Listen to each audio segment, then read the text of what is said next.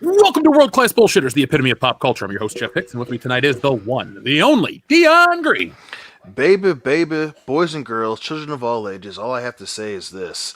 I'll take Pop That Pussy for 1600, Alex. Yeah, they're playing Jeopardy in heaven for sure. Oh, yeah. Up next, the last standing Simone, Big Rig, Nick Uterra. I don't know what to say now. Thanks, Dion. I never know how to follow him. That's why I go first. So, folks, Kendo is joining us in just a few moments. He's on his way back from work. It's been a rough couple of days. So we're just going to start the show, and he's going to jump right in. So let's start the show like we always do, guys. So first off, we have some new patrons. So let me pull that up real quick. And then we'll talk about Thanksgiving for a moment, and we'll get everything back in order for the year. So let's see here. Patreon. That is that. So first off on our Patreon, we have our friend, let's see. We have our friend Rob, who joined at a higher tier. So Rob, thank you very much. We also have our newest patron, Justin. Thank you very much. We'd also like to thank our new friend, Cody, as well as Escamanofono. And even though we might have read this one because of Thanksgiving, I might have forgotten. Edward Coleman, thank you very much again for being a top tier patron over there. So folks, we're going to be recording more stuff coming up. Full transparency, Kendo working a lot. It's been hard to get everyone together to record stuff, but things are starting to slow down. So we'll be getting back to that. But just be on the lookout. We're going to be doing our WCBS gaming stuff as well. I finally got the new Call of Duty, Dion. So My man. for the PS4 exclusively, so I can play with you and Nick. Yeah. So if you guys do pick that up, or if you already picked it up, Dion usually have them right away. Yeah, let's play that WCBS Gaming on Twitch, and don't forget to check out Mindless BS Gaming on Twitch as well. I'm working my way through Indiana Jones and the Emperor's Tomb on the Xbox Series X. So, guys, we're going to start tonight's show with a little bit of a downer because we lost a couple icons in our favorite fields of entertainment. So first off, let me pull this up because I do want to show the proper respect for this man. Hold on, let me make sure I get the right one. Okay, so this is a sad moment, but David Prowse of Star Wars fame, aka Darth Vader, the body of Darth Vader, has passed away over the weekend, and then we found out that he passed away from COVID-19. So, oh jeez, yeah, it was a rough patch, and it took Darth Vader from us. So, you know, people want to say that Star Wars characters are just people in suits. No, there's a swagger to it. I mean, Robert Englund isn't just a guy in prosthetics. Nick Castle isn't just the dude in the suit. Yeah, they bring him back to to relaunch these movies, but there's a reason why they kept him around too. People like Robert Englund. There's just something in that physical performance, and even to this day, when you have somebody else play Darth Vader in Rogue One, even though James Earl Jones is the voice, it feels a little different. So he brought more to the role than people can realize. And one of the coolest things that I think David Prowse ever did was he trained Superman. So Christopher Reeve was this gangly guy, and the studios needed him to get bulky for Superman, and they enlisted Darth Vader, and he trained him, and he looked fantastic. So he's responsible for that iconic image as well. So, Dion, what were your thoughts when you heard Darth Vader had passed away? I was incredibly fucking sad. I mean, there's so much of my life. It is the way it is because of Star Wars, particularly the original trilogy. You know, I mean, so much of what I thought bad dudes were compared to Darth Vader, right? And that's two different sides to the Oreo cookie, man. James Earl Jones and David Prowse. And he was and he was such a fucking cool dude, and he loved being Darth Vader, and it sucked. It really, it's a testament to how we're getting older, because so many of the huge parts of our childhood are older too, and just a harsh reminder of that, man. Fucking the world's gonna keep on spinning no matter how many times you don't want it to, and it sucks, man. But yeah, I was really sad. That really made me upset. Nick, what about you? Yeah, man, I was pretty distraught as well. Once again, when anything like this comes out, I always have to check everything and make sure it's real, because you never know these days. But yeah, when I found out it was real, it was really sad, because I mean, he's played probably the most iconic villain in film history. It was Darth Vader. I mean, come on. I didn't know he trained Superman. That makes him even more of a badass, and makes his passing even more sad. But no, I did meet him at a convention in Tennessee like God, like a decade ago. He was a super, super nice guy. Oh, that's awesome. I got to talk to him, and he was really, really nice, very personable, very polite, and like it was a cool dude, man. So yeah, it was real sad when I heard about his passing. Yeah, there are certain actors. Put it like this: there's an actor out there that everyone, somebody loves every actor in some regard. But there are certain actors that play these iconic roles that people just get invested in. And if you're in Star Wars, that original cast, you're iconic and you're eternal forever. So there's really nothing else to say about David Prowse, but rest in peace. And if you're a wrestling fan, we lost an equally large icon in that field. So Dion, yes, Pat Patterson died, dude. Yeah, here's an ad for the network. Just what I need to see. Right. Yeah, dude, that fucking sucks, man. God damn, man. It just 2020 is not a friend of mine. I'll tell you that shit right now.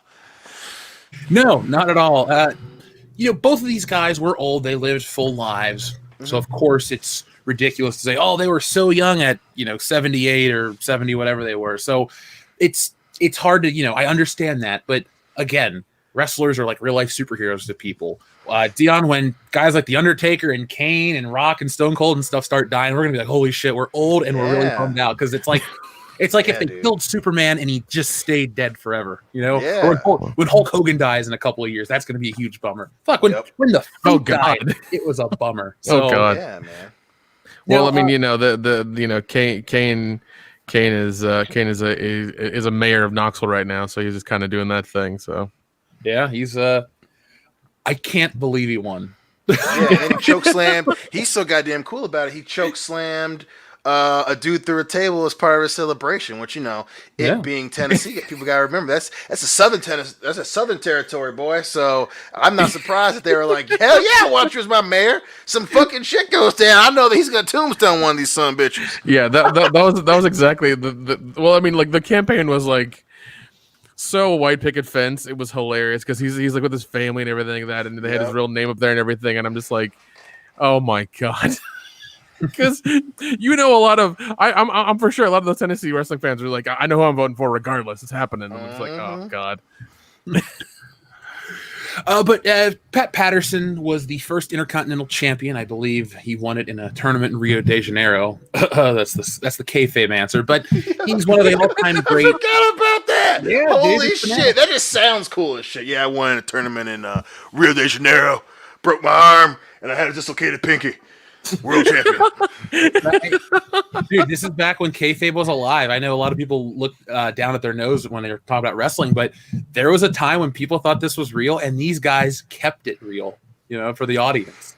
And it's cool going back and listening to the stories of even The Undertaker, somebody who's still around in the modern lens. He played that character till he retired.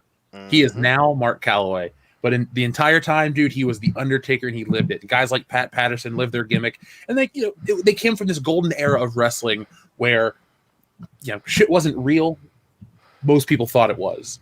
And the stories that come from that are legendary. So, folks, if you've never heard of Pat Patterson, I wouldn't say go out and look at his classic matches.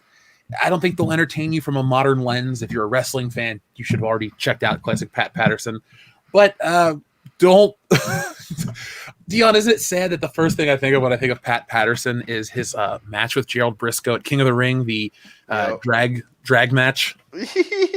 That is sad, but also hilarious. But at the same time, again, that was talk about a product of its time, man. I mean, that's probably what they wanted, for especially for us being young fans. It's weird looking back on that, and for me, it's just him and Briscoe getting the shit kicked out of him by Stone Cold, right? Yeah. So that's the first thing I think of, when I think of Pat Patterson, because that was, it's weird looking back and realizing that for a really long time we were the target audience for so many fucking for so many forms of entertainment. So it's really not.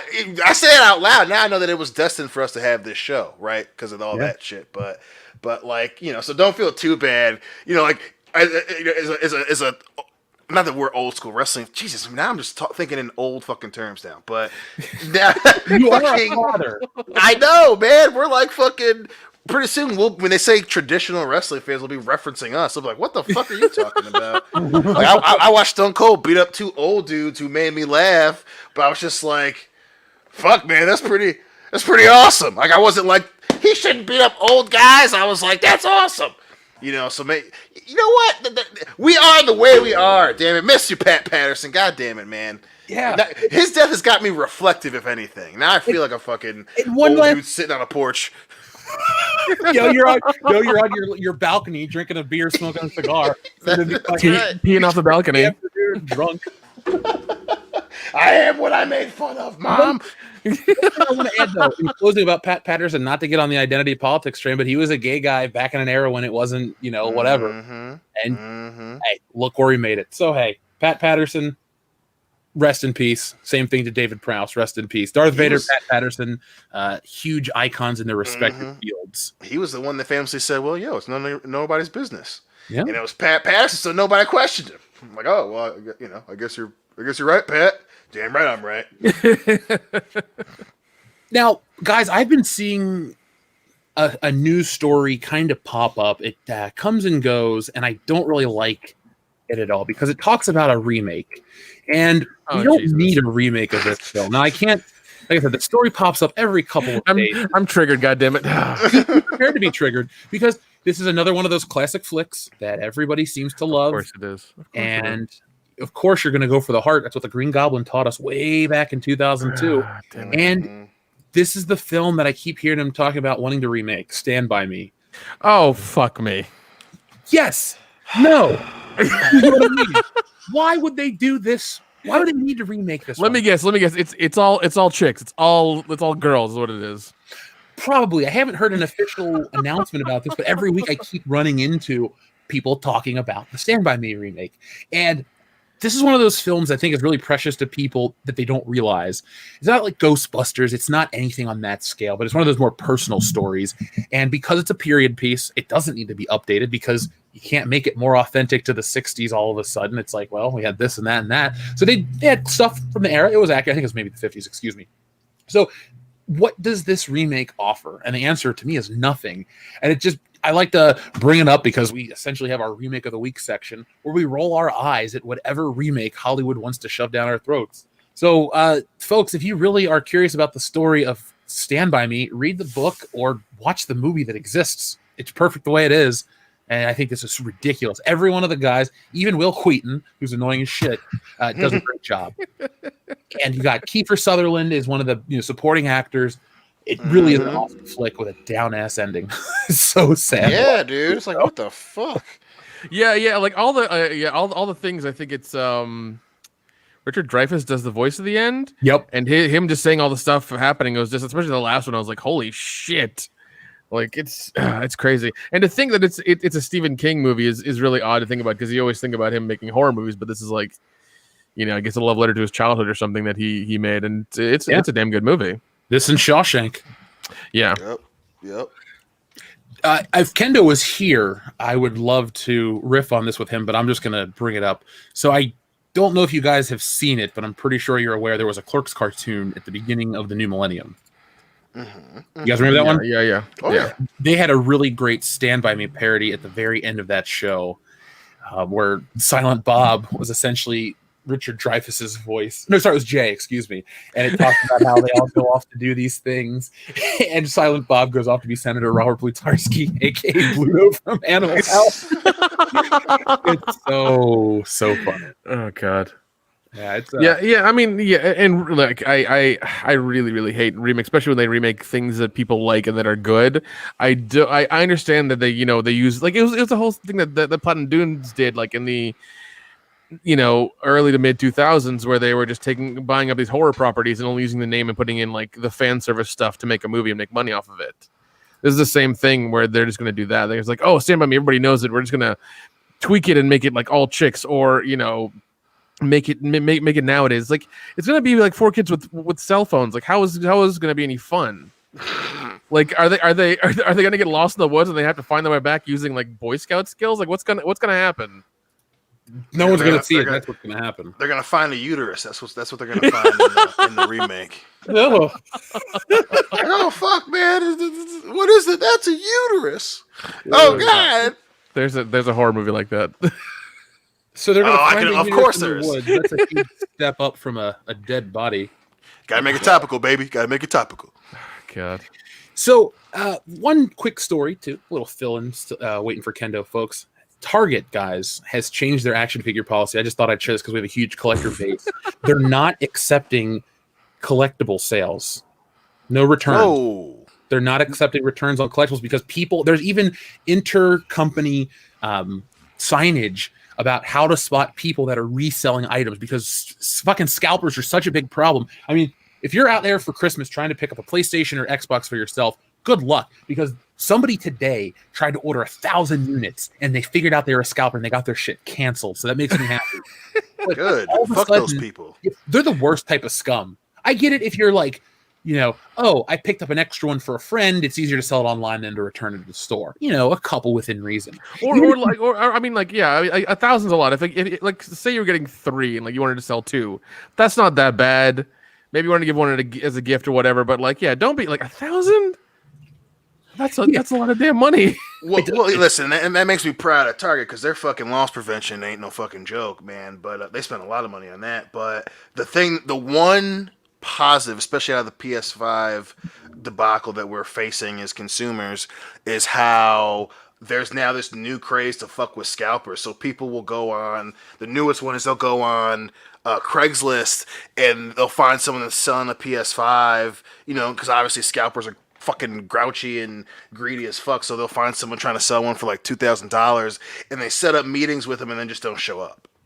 And that's the thing that people are doing now a lot online. It's like, meet me at the Piggly Wiggly. I want to buy one, and then they just don't show up, and they find another one. They just keep setting up these fake fuckers, so they're at least trying to waste their fucking time, which I think is hilarious. The other thing being that a lot of scalpers are getting fucking jumped for PS5s. Oh shit! Which again, I'm never gonna advocate to jack someone.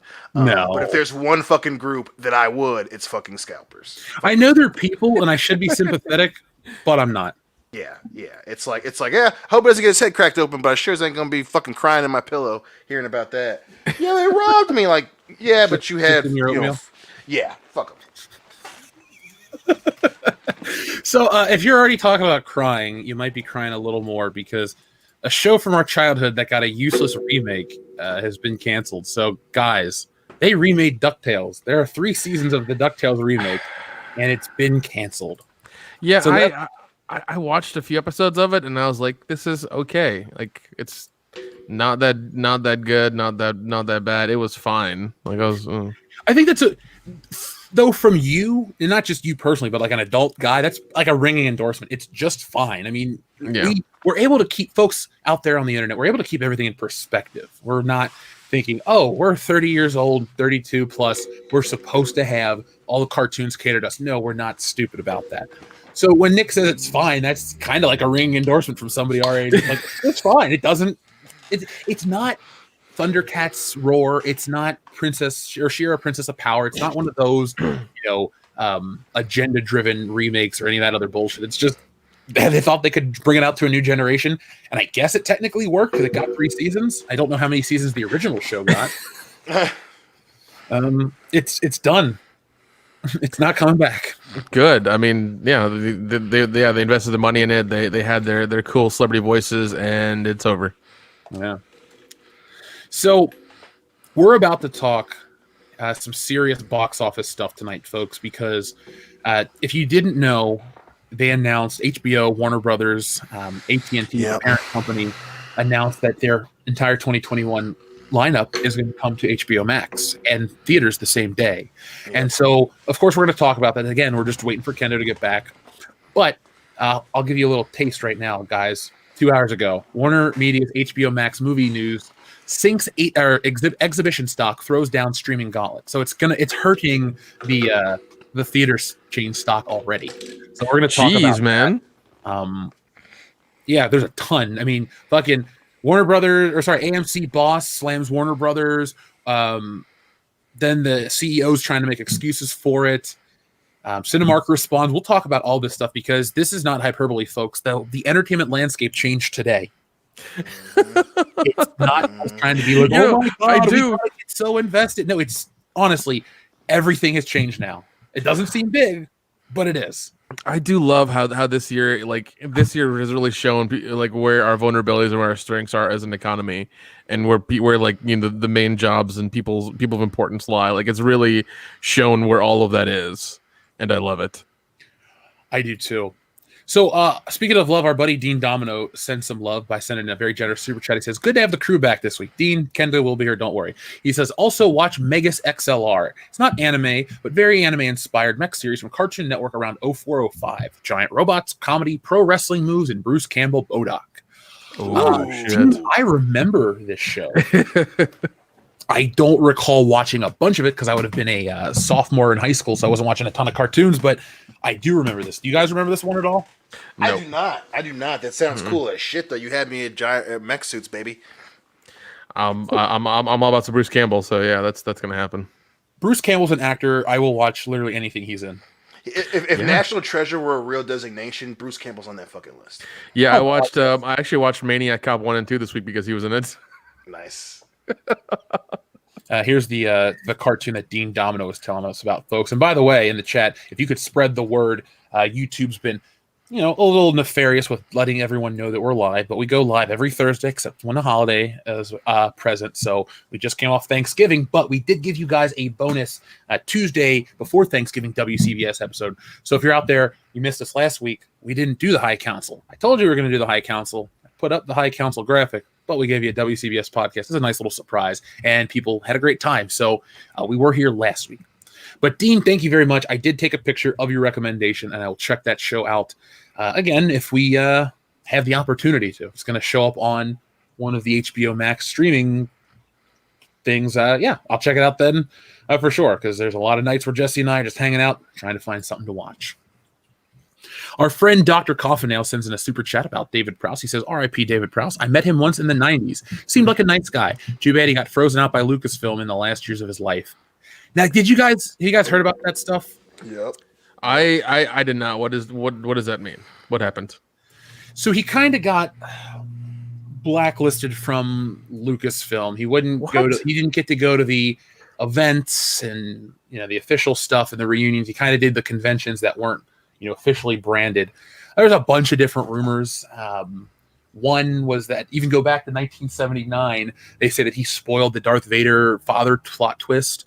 Therefore, it's rumored that the stuntman Bob, Jesse, who's the sword? Bob, what's his name? Bob Anderson. It's rumored that Bob Anderson replaced him entirely in Return of the Jedi. There's all these different things that are rumored to have happened. But the fact of the matter was he just had been excised from a lot of that stuff. So yeah, Dr. Coffinails, it was sad because your first person account, Nick's first person account, nice guy.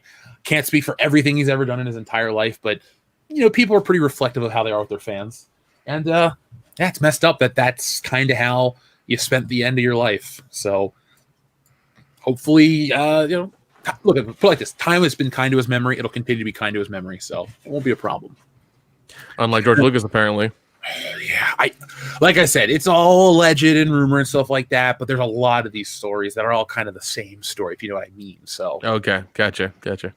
Our friend Eric, what you're putting down. Our friend Eric DeHoff says, "Hi, Jess, Dion, Nick, Jeff, and Kendo." Jesse is going to wave back, and you know what? You couldn't have sent that super chat at a better time because you said, "Hey, Kendo," and here's Kendo. What's up, Kendo? Oh! Hey, there he is. I have worked like 100 hours in the last 8 days.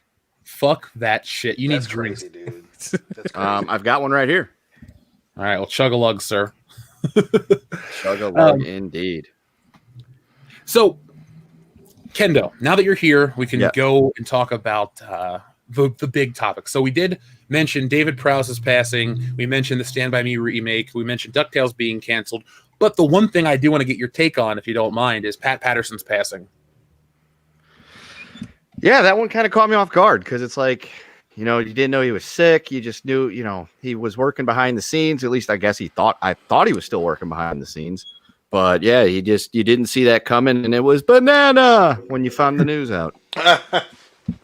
So I didn't tell this story because I forgot, but Dion, when I went to Royal Rumble 2009 when we were up at Michigan State, I saw Pat Patterson because he came out into the crowd to watch the show. So, really?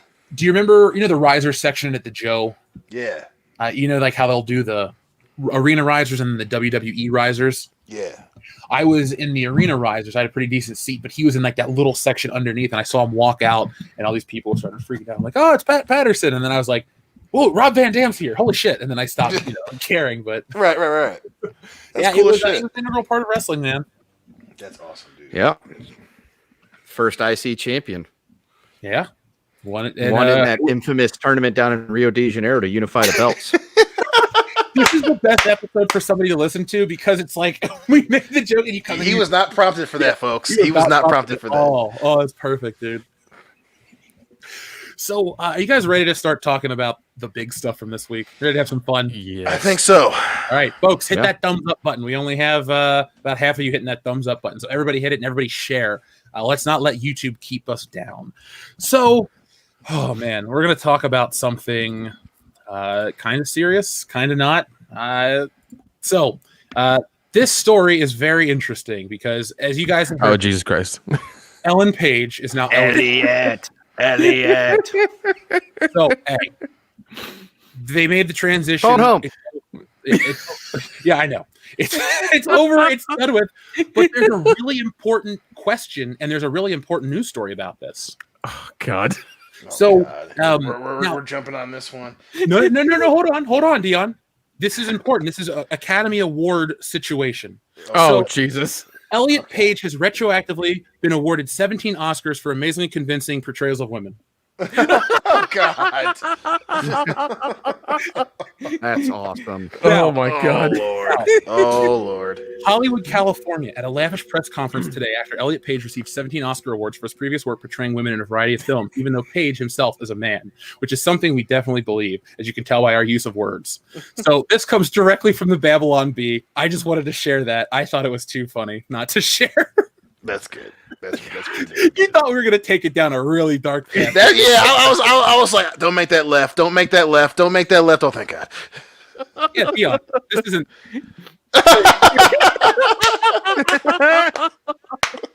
No, man. Let Ellen, I don't care. I'll put it like this: you were never on my radar. You're still not on my radar. So live your life. Goodbye. I guess she's part of the. I guess he's part of the patriarchy now, and that's the problem. Hey, Yep. She's toxically masculine. She said it. She said it. And also, why would you come out as a white man in 2020? That seems like a a tense. It's not a good time for us. Yeah, but to say, I was like that seems like not a good move to make, especially in Hollywood.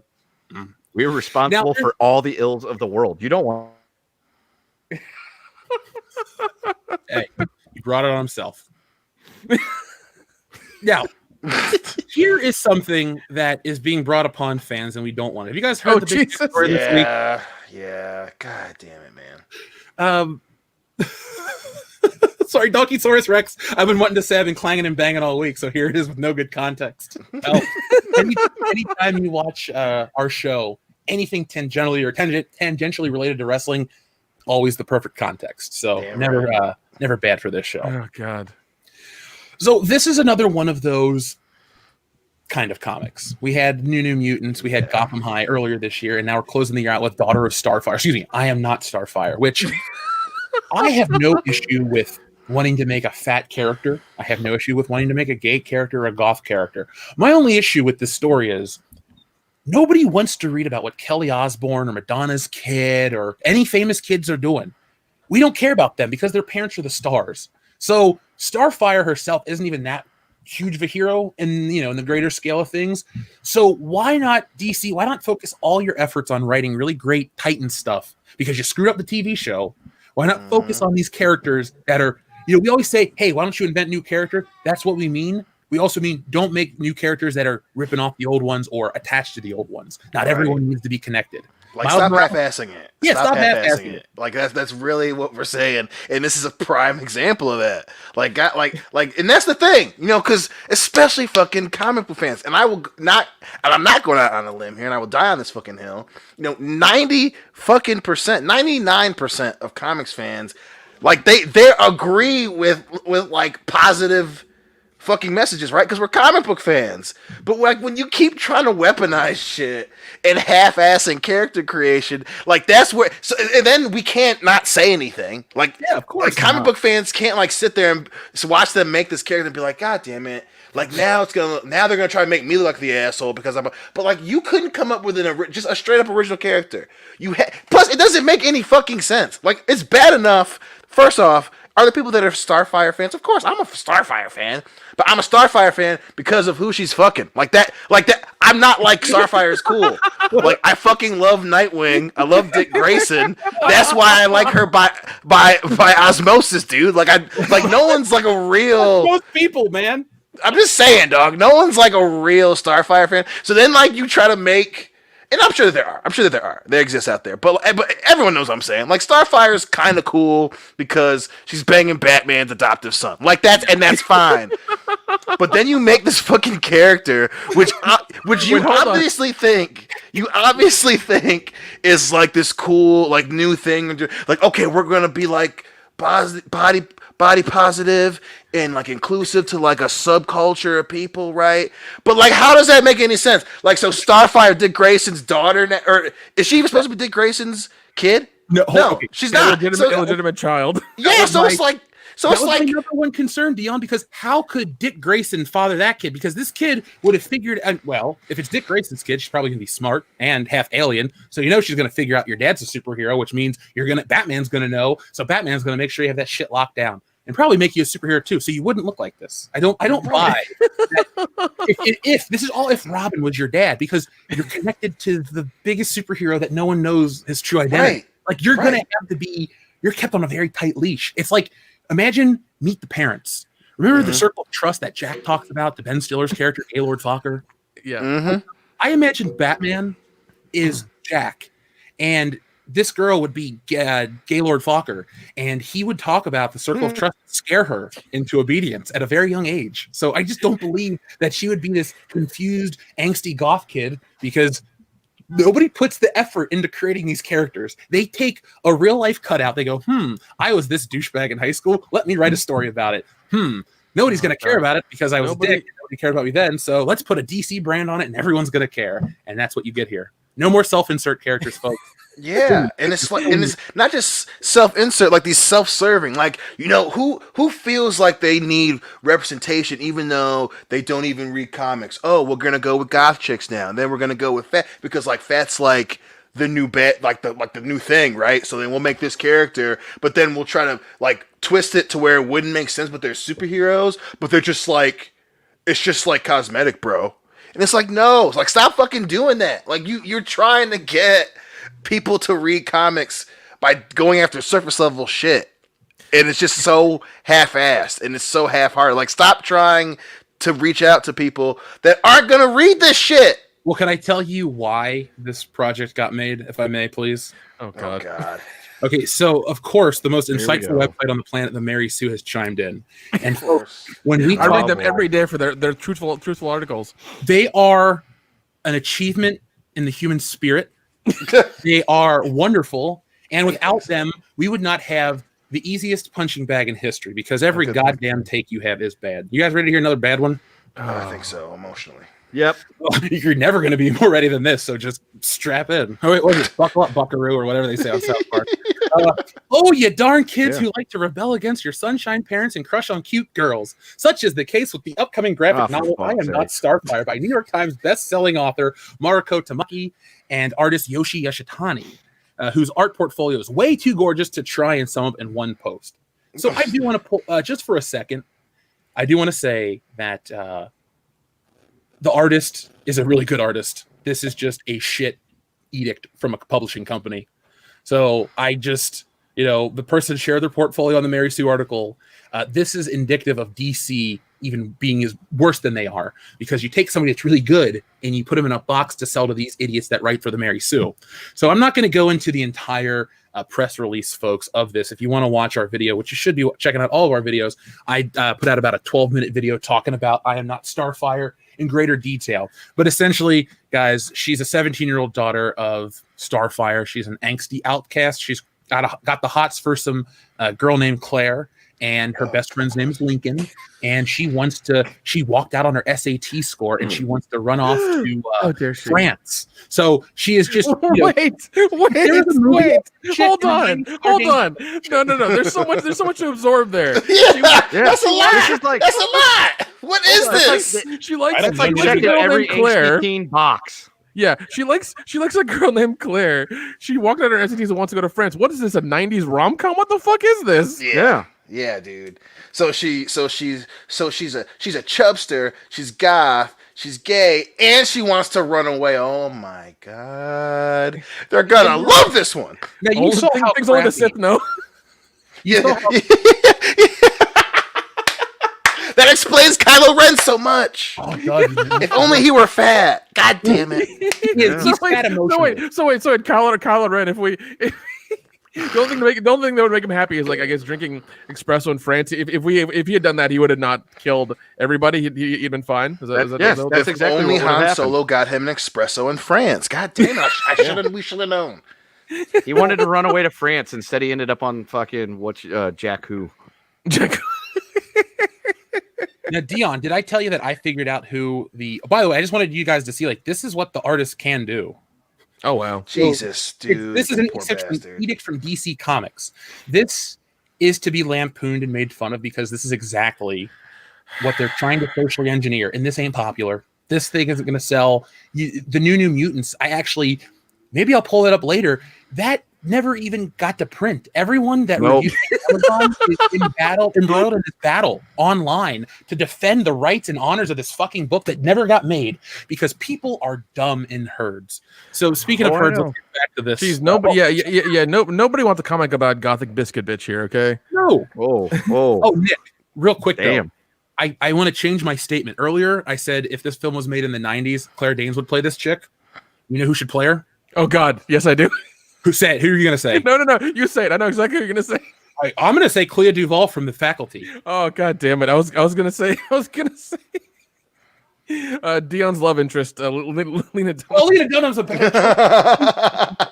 at Dion. I love you to death, but there's one thing Lena Dunham can't do convincingly, and that's play a 17-year-old.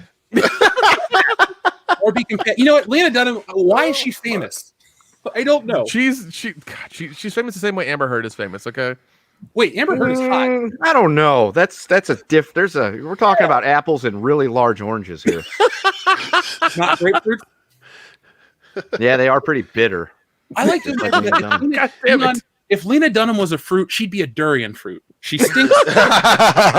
She's kind of weird looking. Listen. Yeah.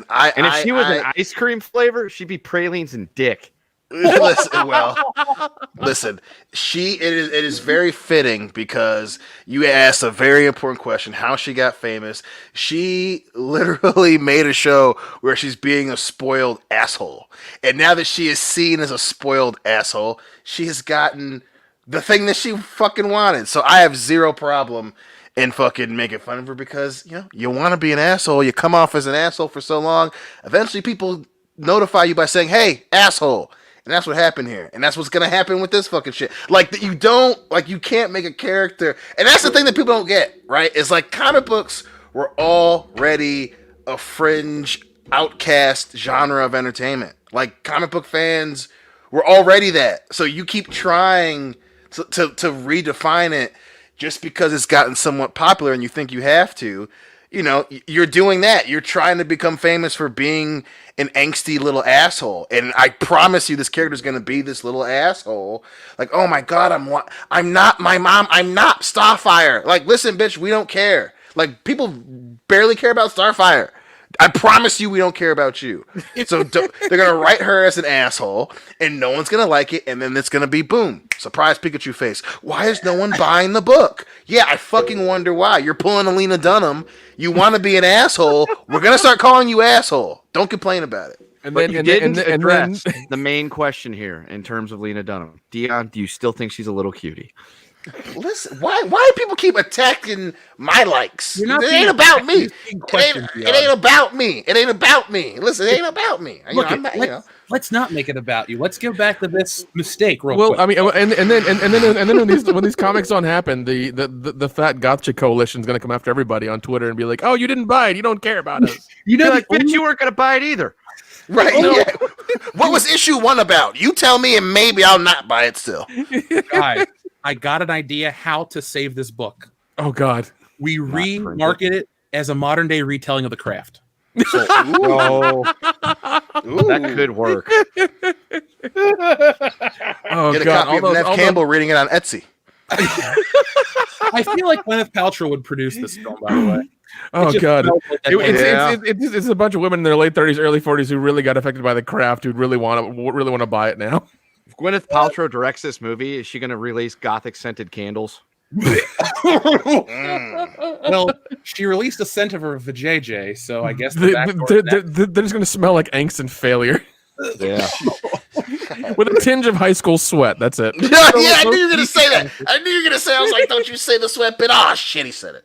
Okay, can I tell you why I did want to address this Mary Sue article to you though? Because folks, these people. I'm not gonna out the artist or the writer. Excuse me, they're not an artist. I'm not out the writer. You can find out whatever you want to. Don't bother these people. But I do want you to know that these types of articles are exactly why we get bullshit entertainment in geek culture. Because people like this act like they're big fans. They have the platform and they don't support it because their ideas are terrible and stupid. And even they realize this shit sucks. But you get disingenuous articles like this. Ready? I'm going to try to read this without breaking. Oh God. This is my jam. Oh Those my are all couple God.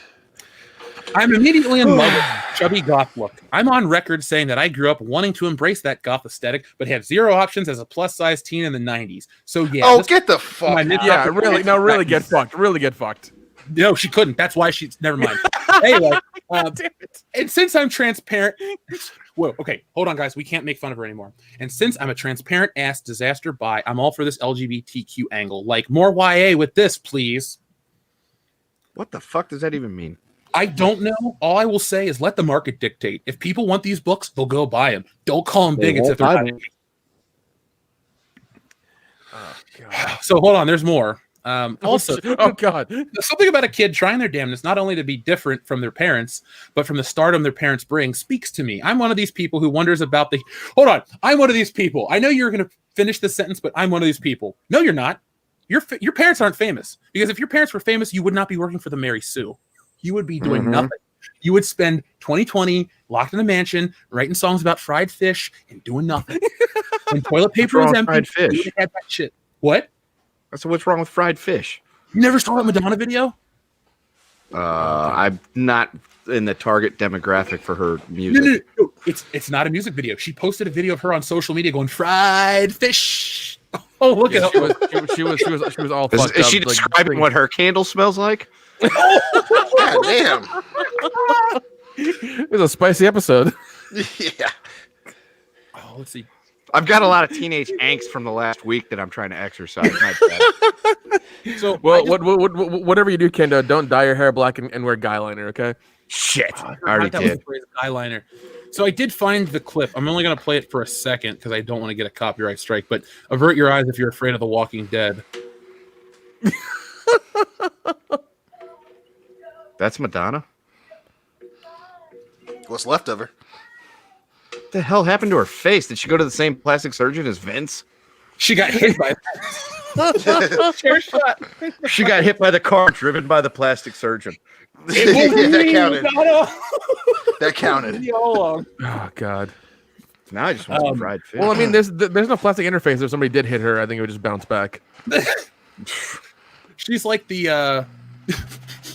Okay, so remember the scene in RoboCop when the guy gets doused in the chemicals and gets hit by the bus? Yeah. And melts away. Help me. She's that. Oh my When God. Madonna dies, she can't be buried. She has to be hazmated. Well, I mean, she's 60, but her face is like 49. 29. No, She's 60. Her face is 59. you got-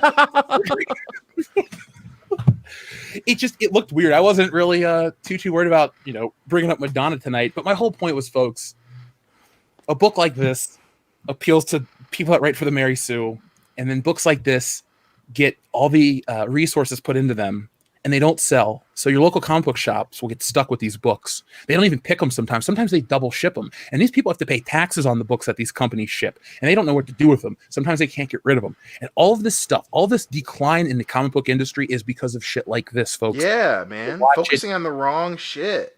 Thank you. It's all about that, dude. Look, there's a reason why Spider-Man and Batman and Superman and some of these characters are around forever, because people don't get tired of them and they reinvent them for a new generation, or they keep them timeless. That's kind of how they had been successful. They kept these characters timeless. Yes, every once in a while you get a Frank Miller or a Denny O'Neil or a Neil Adams that comes in and reinvents the character, but keeps the character true to the core. When you went from, what's his face? Oh God, Carmine Infantino to Neil Adams, and I can't remember who wrote the Carmine Infantino Batman books. But yeah, it felt like a new direction, but it still felt like Batman. You really can't pick up a lot of these modern DC books or any comic book these days, unless it's maybe Todd McFarlane's Spawn, and it still feels like the real creation. And then you have a creation like this that doesn't feel like it has a place where it doesn't belong, like it's just out of time. This show, much like Starfire for Titans, they want to use it as a shield, the biggest, greatest shield since Captain America, but it doesn't work. Trying to use these books as weaponized, identity politics will always fail DC.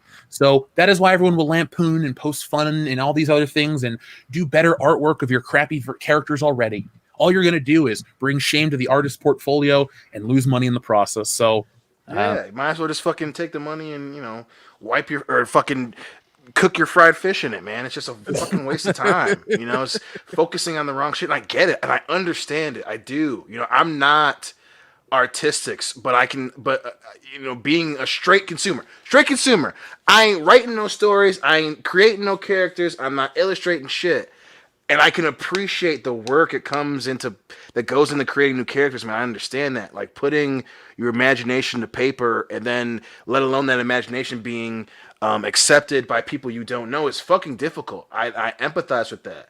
But you cannot keep blaming the rest of the world for shit not selling when all your effort goes into this shit. The greatest characters stay the greatest and come out of shitty storylines and come out of shitty ideas because people love the characters, and there's something about them that draws them to that. When you fucking pigeon-toe certain characters, especially new characters, especially in the 21st century, and you're worried again, it's the same thing with film that we keep fucking saying. When you're focusing on checking the boxes instead of having a strong foundation of a character, no one gives a shit that she is goth. No one cares that she's, a little fatty. No one cares. If it's a character that no one can actually relate to, like people who just happen to be fat and gothic, like that's not their whole personality. No. And the people who that is their personality, that comes off as unlikable. So no one's gonna want to read that if they know someone in their real life who their entire personality is, I'm not my parents and I'm gothic and I'm fat. Like everyone's like, no one likes that person. So no one's going to spend money to spend time with that person. That's what you're doing. You're spending time with these characters. You're spending your money. You're reading about their lives. And if the fucking character you created is an asshole, no one is going to buy it. It's not rocket scientist. It's not that hard, guys. That part is not fucking hard. Now, Dr. Meatball did throw down the gauntlet. Let's be honest, folks, or not folks, guys, us on the panel. To be fair, I bet all four bullshitters would still bang Madonna. Kendo, starting with you, would you bang the Madonna from that video we just watched? Nope. Nick? Nah, man. Dion's a yes, and I'm going to have to go with... You know me. You know me well enough. You're not. That's why we're best buds, man. She's an old white woman. Of course he would. But I mean, that's not the reason why. Oh God, does the Mary Sue pay enough to buy a comic book? Is that do they pay well enough for articles for you to afford a comic book, or do they just like pay you an exposure? What, the Mary Sue? Yeah, they don't pay anything. They probably don't. Now I'm not going to read this whole article because whatever, this book's going to fail. But it says it comes out August of 2021. Yes or no, Nick? Will this book come out in August of 2021? Oh, that one? No, because I kept checking the date for the new Warriors, and they kept going back and back and back, and then the page disappeared. because I was going to get copies for us to read on air, but that never happened. So Yeah, every time I went to my comic book shop and got my monthly pull, I was like, "So is that new Warriors things out yet?" And they're just like, "No." And I'm like, "All right." Never showed up. I've been waiting for it for months. It has not come in yet. Would Dion bang Stifler's mom? I in the first American Pie, I would have too. The first one, absolutely. Jennifer Coolidge. Yeah. I mean, she literally is the definition of a MILF. I've seen the movie. Yeah. Even a couple years later, she's still on the bus. I'll make that comparison on our after hour show. It's not even dumb. It's just this lady from the Twilight Zone she reminds me of. Anyway, getting back. Fine, I'll just say it here. Remember the one where the real Martian police stand up? Yeah. There's that lady on the yes. Trevor has the hots for. That lady just reminds me of like a 50s version of Stifler. Well, maybe the 60s. Yeah, 60s for that season of Stifler's mom. I'm just like, that style of lady either is just like a classic style that Stifler's mom represents, or just it's a timeless look. So, so yeah, I guess Stifler's mom across the board, or the couch, or whatever you want to do. So up next, I wanted to just touch on this briefly. I didn't really want to get too heavy into it because I want to keep this show fun. I want to keep this show light, but we had to talk about it because it's kind of a serious topic here in this community. The Mandalorian. So this last episode was probably one of the most divisive episodes in the series' existence. Yet some people say it was the best. Some people say it was the worst. Some people like me said it's a show of two identities. It doesn't necessarily know what it wants to be, but I still enjoy The Mandalorian. I've given my take. You can go back and listen to the High Council with Tom Conkle, as well as Tom and Becca. But I just want to know, real quick, Dion, did you watch it? If so, did you like it? I have not. I got to steamroll through the last two episodes here. To be honest, I was kind of freaked out about it. So, but yeah, I'm gonna probably specifically try to watch it with Hill to see what she thinks. But no, I have not watched it yet. Kendo or Nick, have you seen the newest episode? I have. I watched it. What did you think? I was hoping that they would. I was hoping that this wouldn't happen. I was hoping they would just kind of prolong this, or they would meet somebody entirely different that we know nothing about, or that somebody survived in the woods that is another Jedi or whatever. Because once you started this journey on like the Jedi path, or like this character that we all know from other stuff, you muddle timelines and it becomes weird, and it's I don't know. I was never a fan of them in introducing the Jedi ever. Maybe like you'd go to the temple, or you'd see some stuff or read some text or whatever, but never actually seeing one, because then it ruins the show and it brings it back to like a weird place. Because I wanted this to be the Mandalorian and his journey and what he does, and they're just like these little wisps of like the stuff around him. Like you just hear about Jedi, you don't really see one. You hear about other things and you just don't really see them. And I don't know, man. It's taking a weird turn. I don't know what to think. Yeah, I think there's a conversation. Oh, sorry, Ken, I didn't mean to cut you off. Go ahead. I haven't watched any of this season yet. I am off all weekend though, and I plan on watching it all on Saturday to get caught up, so I can talk about it on Sunday for the hangover. Oh, perfect. Then we'll go deeper into the Mandalorian stuff on Sunday, folks. So we have the Hangover for $5 a month to get that and all kinds of other content. So check us out on Patreon. It helps support the channel. All I'll say, though, is there is a conversation to be had about The Mandalorian, and I think everyone just needs to be honest with themselves about certain things. Yes. That being said, I still like tonight after Jesse's stream, and I'll drop the link for that in a moment. Tonight after that show, tonight after her show, I'm going to go watch The Mandalorian. Like, I'm still interested because, Dion, you have missed what, in my opinion, was the best episode, the Carl Weathers episode. Mm-hmm. The reason why I'm so personally let down by the most recent one isn't because I hate Ahsoka. I loved the Clone Wars show. You know me when it was on. Did I not watch it every Friday? Every Friday, dude. We watch a lot together, man. Yeah. I mean, we were big fans of the character, big fans of the show, all this stuff. So I'm really tired of hearing people go, "Oh, you're a hater because you didn't love it." Look, I like the character. I didn't like the execution. And I am with Nick. I was invested. I still am invested in The Mandalorian. And I liked Baby Yoda and all that stuff too. I'm fine with that. I really love the episodes where it's about his journey, him going to new planets, or, like even the callbacks, Boba Fett, the Stormtroopers, the Sand People, all that stuff, the Jawas. That was fun because it was like the world of Star Wars, because those characters don't have names. They're just types. Boba Fett's an example that doesn't fit, but the Jawas are just a race of people. It was cool to see the off-world Jawas. It's like, oh, I guess they did leave Tatooine, so they're not only indigenous to there. Same thing with the Sand People back on Tatooine. You learned about their culture. It really made the world richer. I feel like this and the Bo-Katan episode, while not like abject garbage or anything like that, just took time to stop that main story to just throw in little bits of member berries and fan service. And I went, oh, I'm already a Star Wars fan. And there's a disconnect. And my disconnect isn't even my disconnect. The question I have, though, is to show, does it know what it wants to be? Because think of it from the lens of, or the perspective of, people that love The Mandalorian and the original Star Wars, never saw the prequel, sequels, or whatever came on TV. They're not going to know the importance of Ahsoka and this and that. And those episodes stop to incorporate those characters. And if you like them, if you're having a good time, that's cool. We can have disagreeing opinions. I mean, look at me and Jeremy. He liked The Force Awakens. I think it's the worst piece of shit ever, but we're still friends. It's so cool. So, I think this is the time where people need to realize, like, this is what the fandom menace has always been. And it's, it keeps getting bigger and more interesting because you bring in, you can have more conversations. It doesn't have to be, it's never been a groupthink mentality. It's never been one view is the right view. The only thing I think everyone agrees on in the community is fuck The Last Jedi. That's about it. So, I'm with you, Mappy Happy Chappy, about Michael Biehn. So, you could miss him, Dion. He doesn't even look like himself anymore. Really? And yeah. Because like when I saw him, I was like, "That's Michael Biehn." Holy shit! And it was still weird. Sound like Michael Biehn? Yeah, years damn, not been dude. kind to him. He's lived.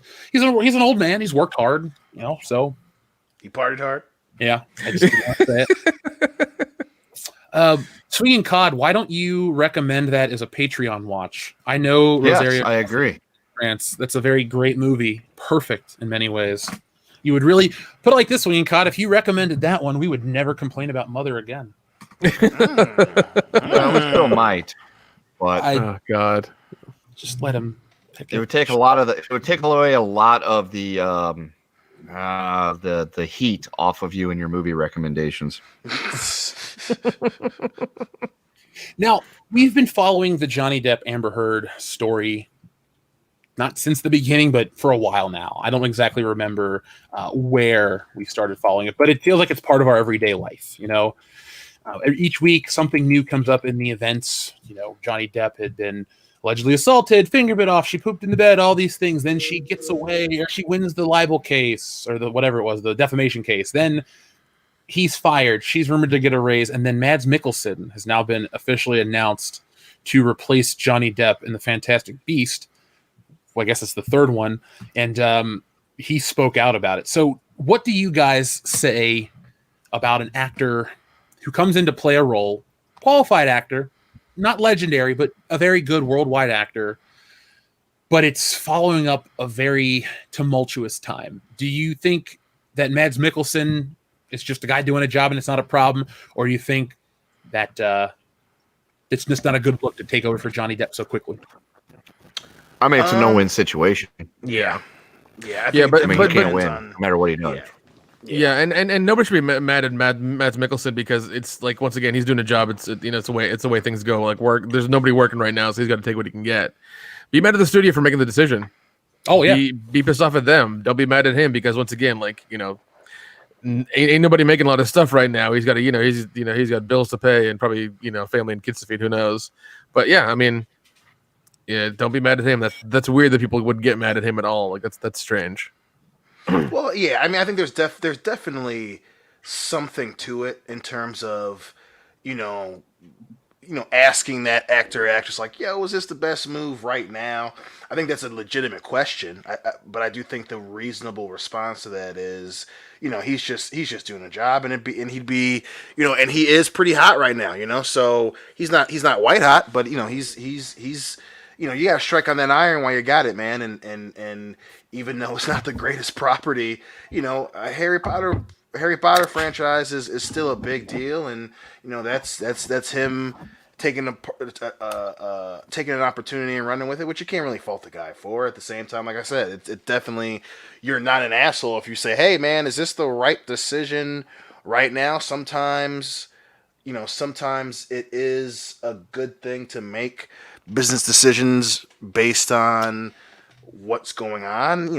I can't for sure say that I would take that job, especially being on Johnny Depp's side, and I'm not saying that Mads has to be on his side, but you know, it's yeah. I think even all that being said, you can't fault Mads Mikkelsen for that. The guy's got a job to do. He's got his own life to take care of, and you know, and there, you know, some people would be considered dumb for not taking that opportunity. I mean, yeah, it's Harry Potter, but it pays a lot. It pays a lot, man.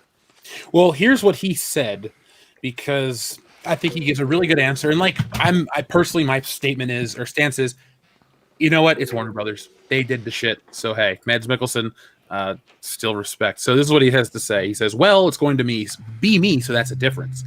No, this is the tricky part, he continued. We're still working on it. There has to be a bridge between what Johnny did and what I'm doing. And at the same time, I also have to make it my own. Mikkelsen praised Depp's version of the character, but we also have to find a few links to the previous version of the character and some bridges so it doesn't completely detach from what he's already masterfully achieved. So right there, I think Mads Mikkelsen answered it with the best possible way. Do you guys agree with that one? I think so. Yeah. Mm-hmm. Very diplomatic.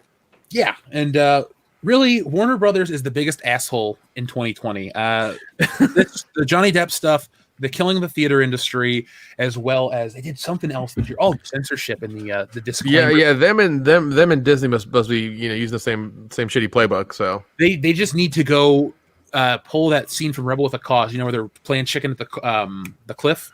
yes, Except just go over the cliff both of them. Yeah. together at the same time, Thelma and Louise style. Just fuck it, bye. Yep. So let's read a couple super chats and let's start talking about our bigger topics tonight. So we have a lot of super chats already. Thank you, folks, for supporting the channel. We always appreciate each and every one of you. If you could do us one more favor, hit that thumbs up button. We only have about half as many people liking as are watching. So first off, our friend Cesario Japan says COVID-19 got infected with Chuck Norris and died. Dude, I used to buy those Chuck Norris books. Remember those? The Chuck Norris facts? Oh yeah, the facts, yeah. Yeah. Those were awesome. When I was a junior in high school. This my friend at the time, his name was Ted. I used to call him Tool because he was cool with it. Anyway, he was obsessed with the Chuck Norris facts, dude. I loved that shit. They were hilarious. I loved how for the longest time Chuck Norris fucking hated him, and then eventually he kind of came around to him and started saying them. Even though he did it for a fucking political ad, it still was pretty damn funny.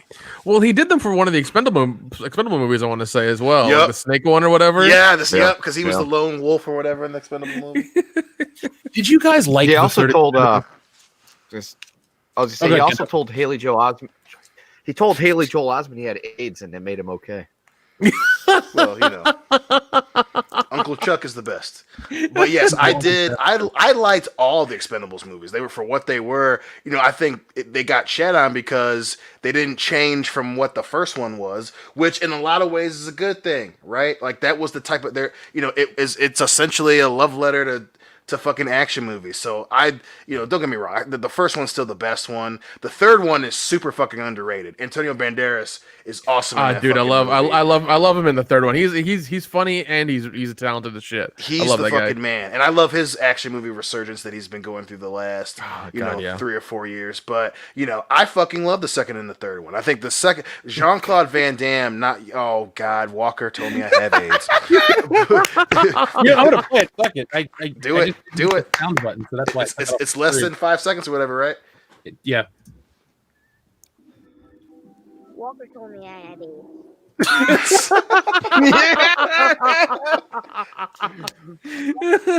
That would have been a hell of a twist in The Sixth Sense. Walker told What's me wrong I'm with dead. you, little boy?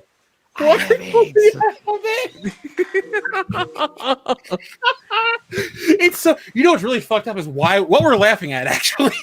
I know. We're not laughing at AIDS. We're laughing at the fact that Walker told us we have AIDS. Yeah. Have you ever seen Conan O'Brien? Have you ever seen Conan O'Brien try to handle that joke? Because a couple years ago, when Universal and NBC teamed up or were bought out or whatever, he got this Walker Texas Ranger lever that he would randomly pull. And at first, he pulled it and it played the Walker told me I have AIDS scene. And he just didn't know what to do on live TV. He was like, fuck, what do I do? It was so he could tell that he shouldn't be laughing. And the audience knew, but they were laughing because it's taboo. Yeah, dude. But the best part of that joke, Dion, is you know what he does after he invents the Walker Texas Ranger lever? What? goes through the NBC Universal Music Library and he finds out that he puts Axel F into the lever, and because they own it, they can use it in perpetuity. So he would pull the lever, it would play Axel F and play clips of Chuck Norris kicking ass. That is awesome. Ever. That is so awesome.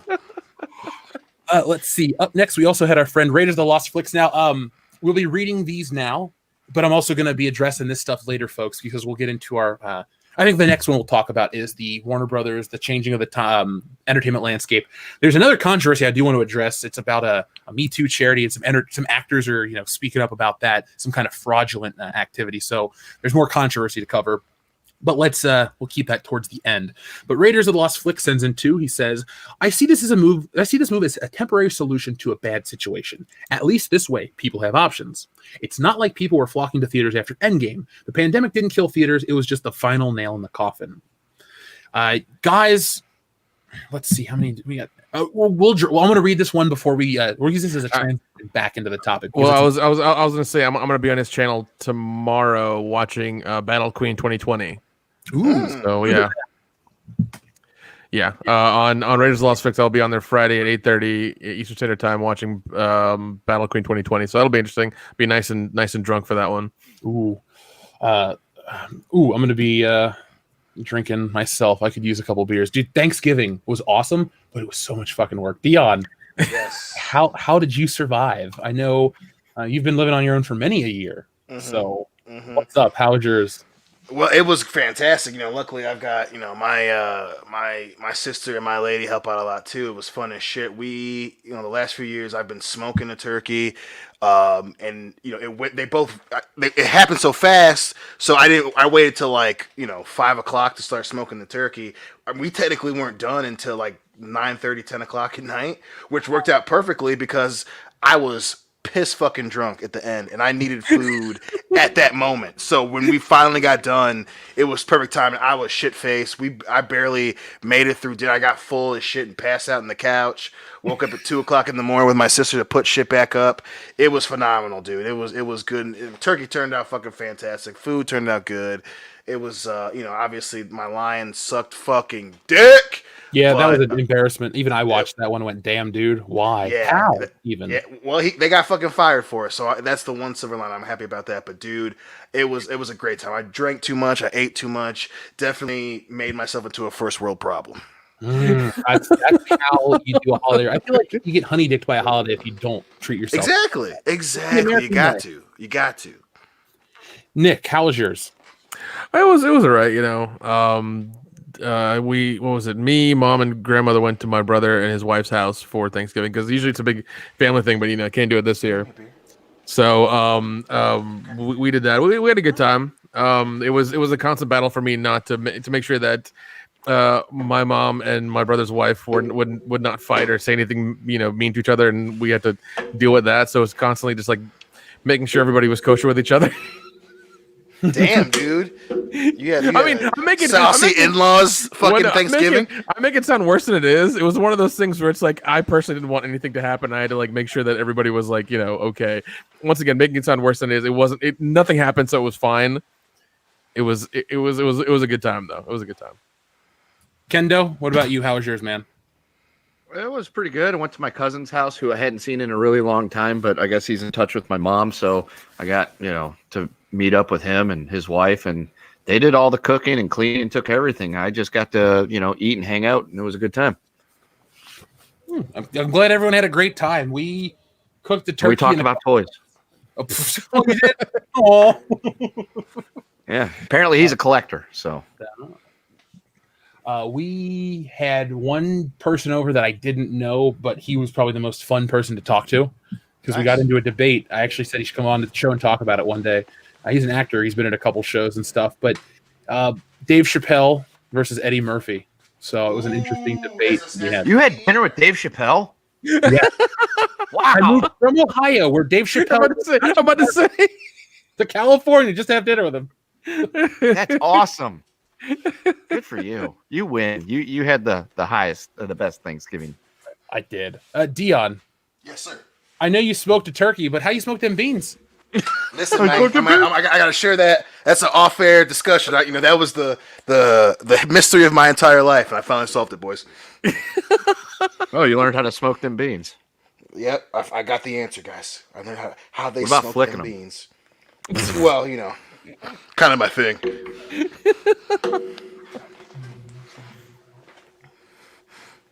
I still love getting shit-faced and demanding how they smoke beans in New Orleans. Oh, I did too. Now, we read Dr. Coffin Nails and Dean Domino's super chat, so thank you very much. We read Eric DeHoff's. Thank you very much. Zontar says, another anime on High Dive recommendations. Pat Labor, an OVA, TV, and movie series about police who use mechs. Also, the show is a separate timeline. Or the TV show is a separate timeline, though. Doesn't matter. Still going to check it out. Some RoboCop vibes there. Do we have any favorite mech properties? Because one of the Gundam, greatest... hands down. What'd you say? Gundam's probably my favorite. Gundam is a great one. They messed up with Pacific Rim. Pacific Rim should have been, in this day and age, that should have been the big franchise. Giant fighting robots. It has cross-cultural appeal. There's no reason that those movies shouldn't have made, $1 billion each.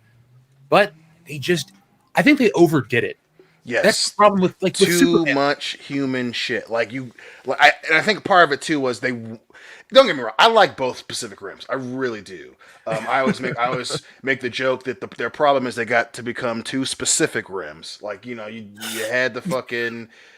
It should have been just fuck. Obviously it's funny, but it should have just been like Idris Elba being cool, the fucking dude Charlie from fucking.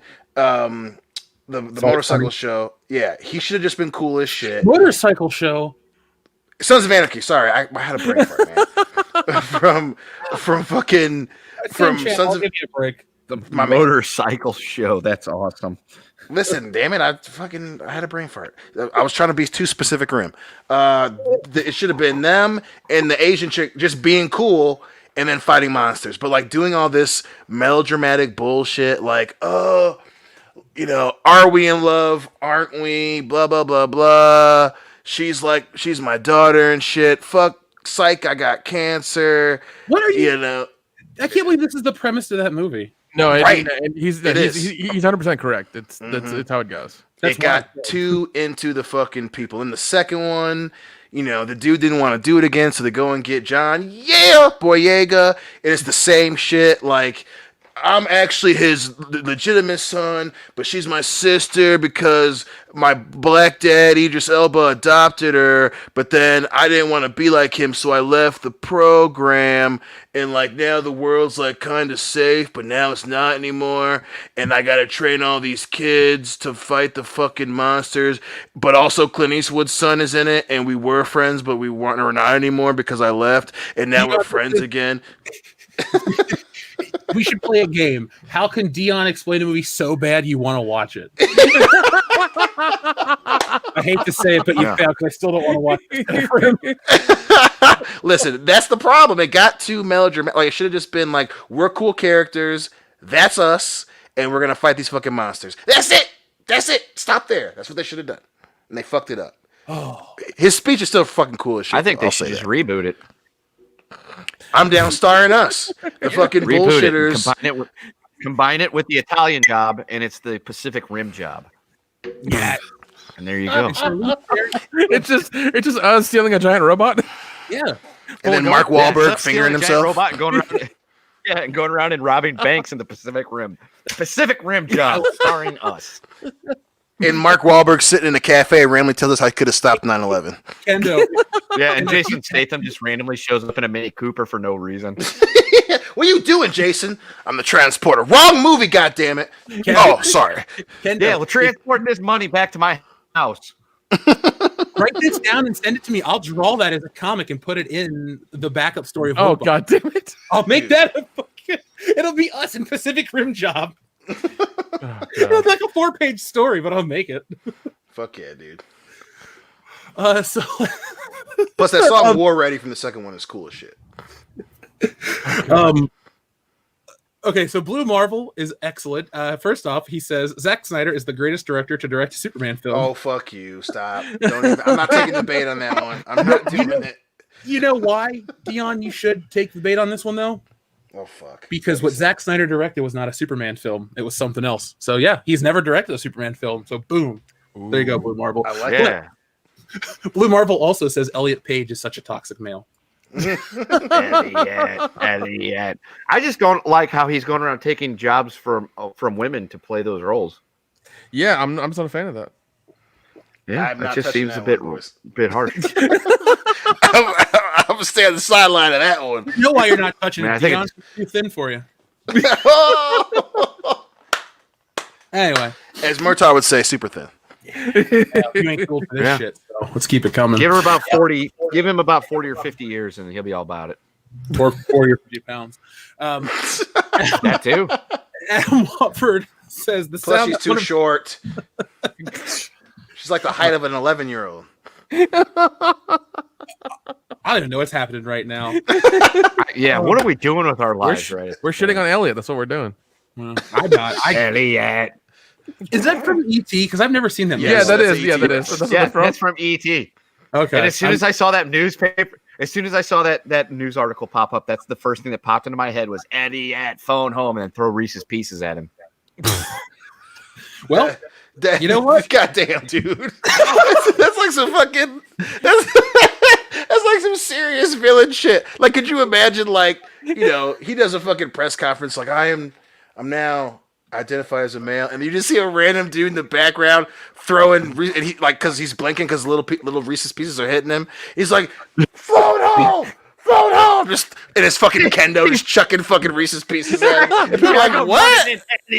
And just start firing Reese's Pieces. And it's like, you can't jail get- for the rest of right. my life for a hate crime. No, that's the thing. Like, people will be like, "What the fuck?" Because like, you're not being like I won't phobic, go to transphobic jail. about it. You're just referencing a movie and throwing. No, like, it's why are you calling me Elliot from ET? Float home, bitch! And he's just throwing like what? Like, no one would know what to do.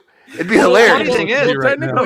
Technically, Best part. it's just one white guy attacking another white guy. It's That's all it is. a white Exactly. male attacking a white male. That's There okay. you go. I won't go to There you jail. go. Now, what was I gonna say? Shit, sorry, everything's been just throwing me off. I don't know what to say. Oh, were you trying to have a coherent thought there, buddy? I wasn't anymore. Apparently, all this talk of rim jobs and robots and shit just derailed. Reese's And Pieces. Elliot. No, I remember what I went to say. We forgot one celebrity death that we'd be remiss if we never mentioned. Oh yeah, Immortal Joe, right? Yeah, Morton Joe, Hugh Kea's Byrne dies. Actor who played a Morton Joe and Toe Cutter in the original Mad Max passed away. He was 73 years old. Yeah, dude. So they said he had a generous heart and he was offering a helping hand to people in need, a place to stay to a homeless teenager. He cared about the environment long before the issues became fashionable. His life was governed by his sense of oneness of humanity. So he sounds like a really cool dude. He kind of sounds like the toe cutter in real life without the psycho killing people thing. So let's Knight Rider. let's talk about let's start talking about the topics tonight. So folks, thank you for everybody who has helped support the channel. We'll keep the fun coming tonight. So HBO Max, Warner Brothers, huge announcement was made today, guys. Now, Yes. we have been covering, one could call it the decline of entertainment. You could call it many things, but we're going to call it the evolution of entertainment right now or de-evolution, depending on quality. But HBO Max basically changed the game today. Let me just pull up an image of HBO Max. Now, does anyone here have the service? No. I I had it a little while, then I got rid of it, but Yes. then I'm probably going to get it back. Sadly, I mean, now, especially now, it's going to be a little bit more of an impact to get it, but we did have it early on before. Yeah, we DirecTV have it gave it to me for free for a year. Do you like it? It's all right. I haven't really used it just because I haven't felt the need to on-demand anything, but I enjoy commercials with the AT&T lady. Yes. I think we all do. Yeah, I love those. But we do have it. One of Jesse's friends lets us use a login and stuff, and it's a good service. Arguably better than Disney Plus because it has stuff for all ages. It's got every South Park. It's got the Fresh Prince. It's got all kinds of stuff. So we had just had access to it because it was free. It wasn't something I was hunting down. I'm not one of those people that needs to have access to every streaming service, paid or unpaid. We don't have Peacock because it's Peacock. So Today's big news is actually really big news. This isn't like, Kathleen Kennedy sharded at work or something. This is the entire game has changed. That happens every day. That happens. Well, it depends. Anyway, let's start talking about Warner Brothers. Okay, so here's the news, guys. Warner Brothers sets entire 2021 movie slate to debut on HBO Max, along with cinemas in seismic Windows model shakeup. So earlier in the year, we had heard about Trolls World Tour doing the theatrical and the digital same day, and it pissed off a lot of theaters. It pissed off a lot of people, but it started to change things. And so now today, HBO, Warner Brothers, whatever you want to call them, I'm just going to call them Warner, they nuked everybody because would you like to hear what's actually going to happen with this, guys? Because everything now. I would. So, Warner Medias didn't have to wait until Wonder Woman 84 debuted on both HBO Max and in theaters. The Burbank, California-based Warner Brothers is putting its entire 2021 theatrical slate on HBO Max for the film's respective's first month of release, concurrent with global cinema releases. The following 1 month HBO Max access period domestically, each film will leave the platform and continue theatrically in the U.S. and international territories with all customary distribution windows applying to the title. Now, here are the titles, and then we'll talk about the implications of all these things.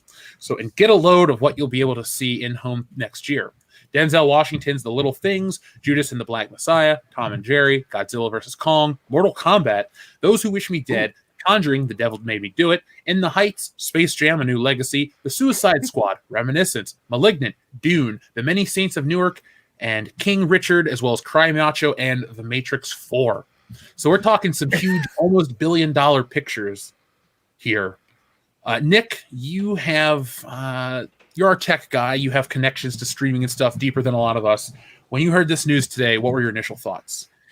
I mean, it's interesting. I mean, they're gonna piss. I mean, they're pissing off a lot of theater companies. I know that they're hanging on for dear life, but hopefully when things normalize and they come back, I mean, they may give Warner Brothers shit whenever they, in the future when they try to put a movie out and they try to play it in the theaters. They may ask for more money or just say nah or whatever happens. But it's going to be interesting. But also the list of movies is not that compelling. I don't see a lot on here that I was clamoring to watch. Like The Conjuring, The Devil Made Me Do It looks interesting. I like the Conjuring series. Space Jam: A New Legacy, is that the one with LeBron? Yeah, and the Joker and shit. Okay, I mean, once again, cool, whatever. Tom and Jerry, but yeah, none of these are things I've been chomping at the bit to see. I'm not. Yeah, I mean, when these come out, cool, I'll watch them probably once or twice whenever they're on there. But other than that, I don't really care. I mean, this sucks for the theaters and people who've worked in the movies and them trying to make some money off this. But it's such a weird situation, and I guess they're trying to. I don't know. I guess they're hoping that people watch the movies and buy the physical copies because I don't know. I assume these are just going to be. Are they going to do the thing with Disney where they charge you extra for the movie, or you just get to okay? For that month you'll get access to it on HBO Max. That's so strange, though. That is entirely strange. God. They're pulling a Vince McMahon, man. They're pulling a Vince McMahon. Yeah, but the WWE Network is not as successful as people think. That's why they have commercials on it now, and they have to keep asking you, if we change the model, if we change the price, what would you do? It took them forever to get 1 million subscribers. It was a joke for a while, remember? Yeah, for sure. I remember, and I guess I'm trying to, I guess without even realizing, I think this is more of WrestleMania creation Vince McMahon-esque than WWE Network Vince McMahon-esque. I think, I'm not saying it's going to be as successful as the concept of WrestleMania, especially when it was compared to the wrestling model right before that. But this is HBO fucking going feast or famine. I can't imagine how much they're investing in this.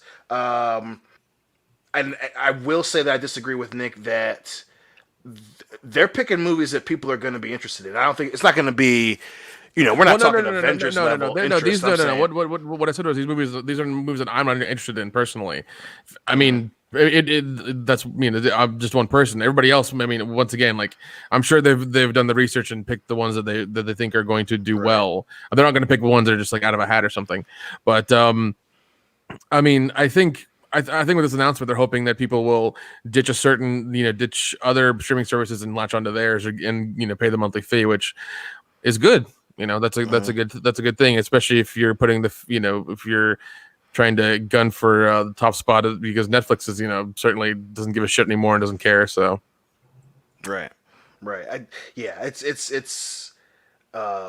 It's interesting, man. This is definitely a all eggs in one basket deal. I mean, I think obviously depending on which one of those movies do, and it's also kind of smart to keep them in theaters too. So it's dude, like this like you said, you were not overselling it, man. This is definitely changing the fucking game.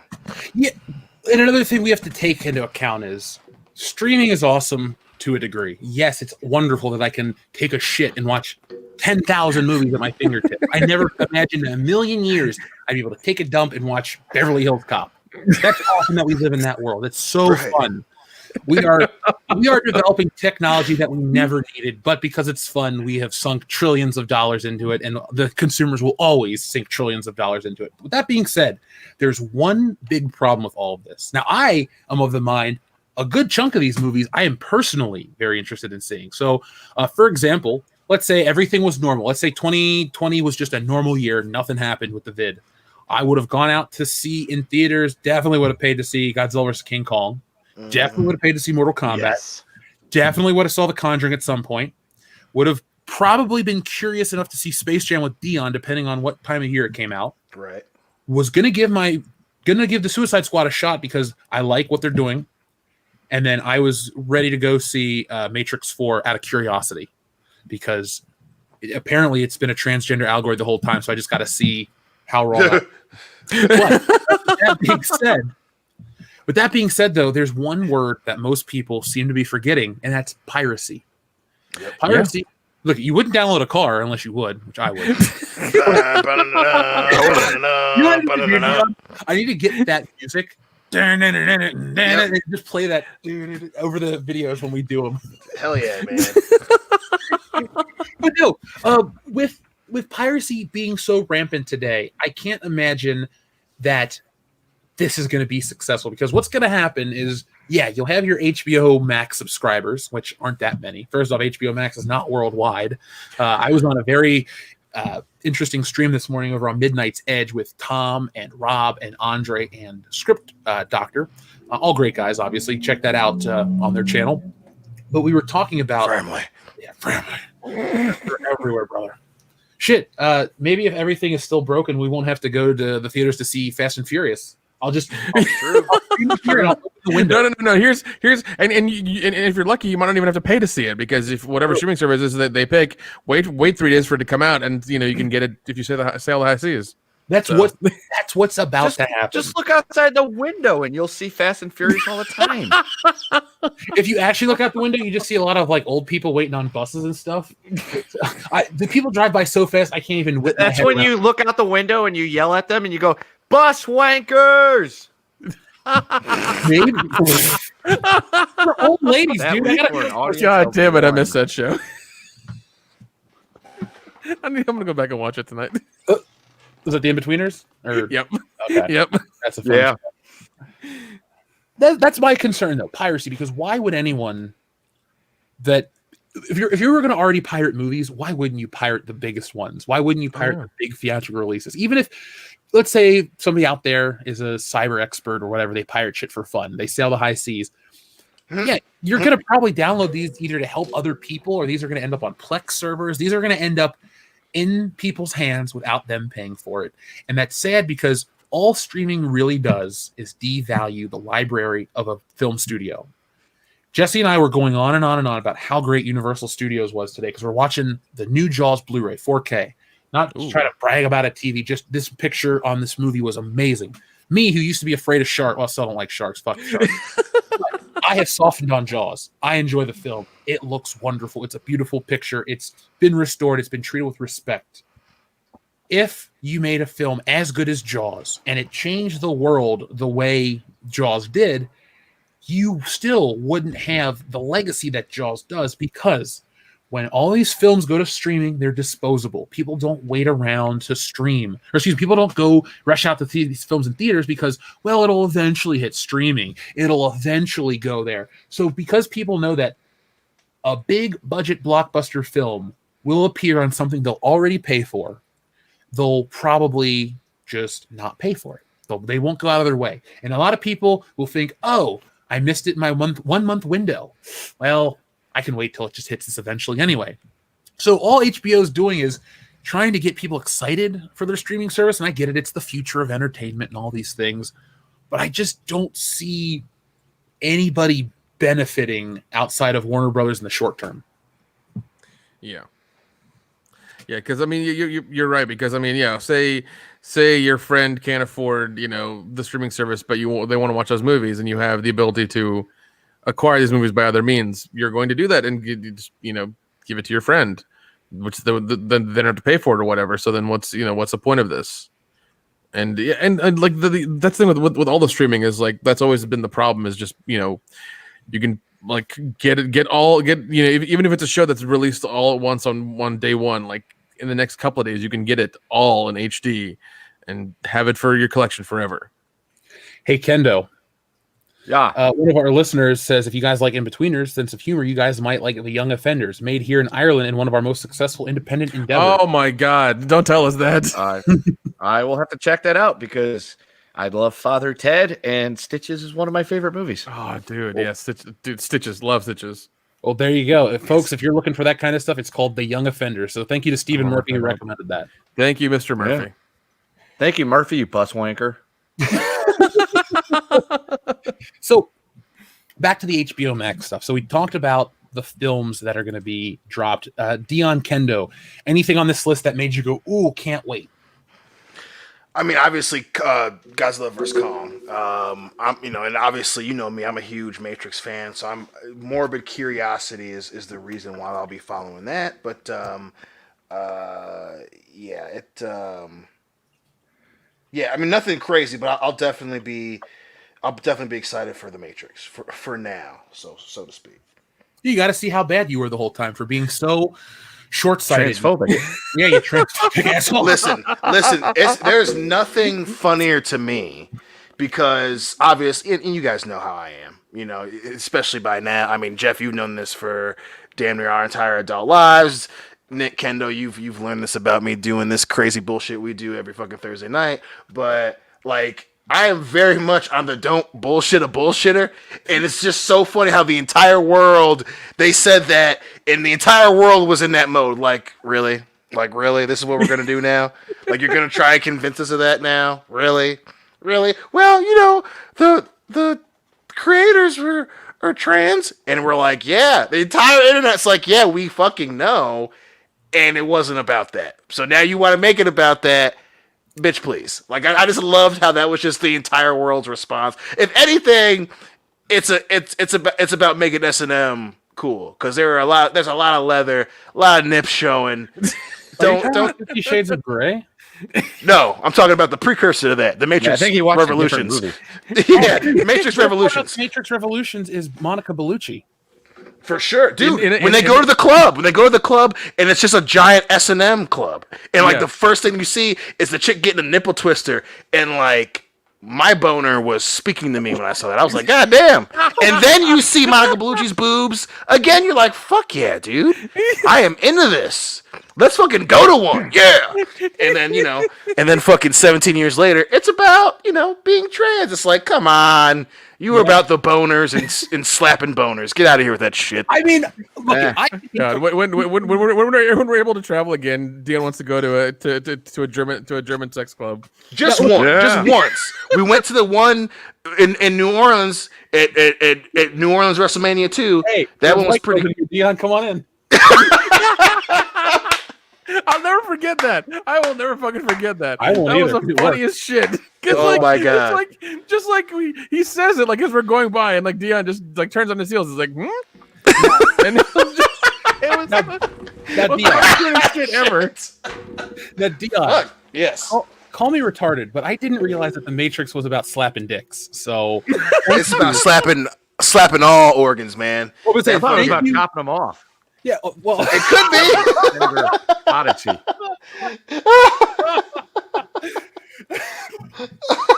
Hey, life imitates art. Like, whatever. Fuck it. Oh, shit, dude. Got the right angles, man. Oh, People- fuck. Yeah.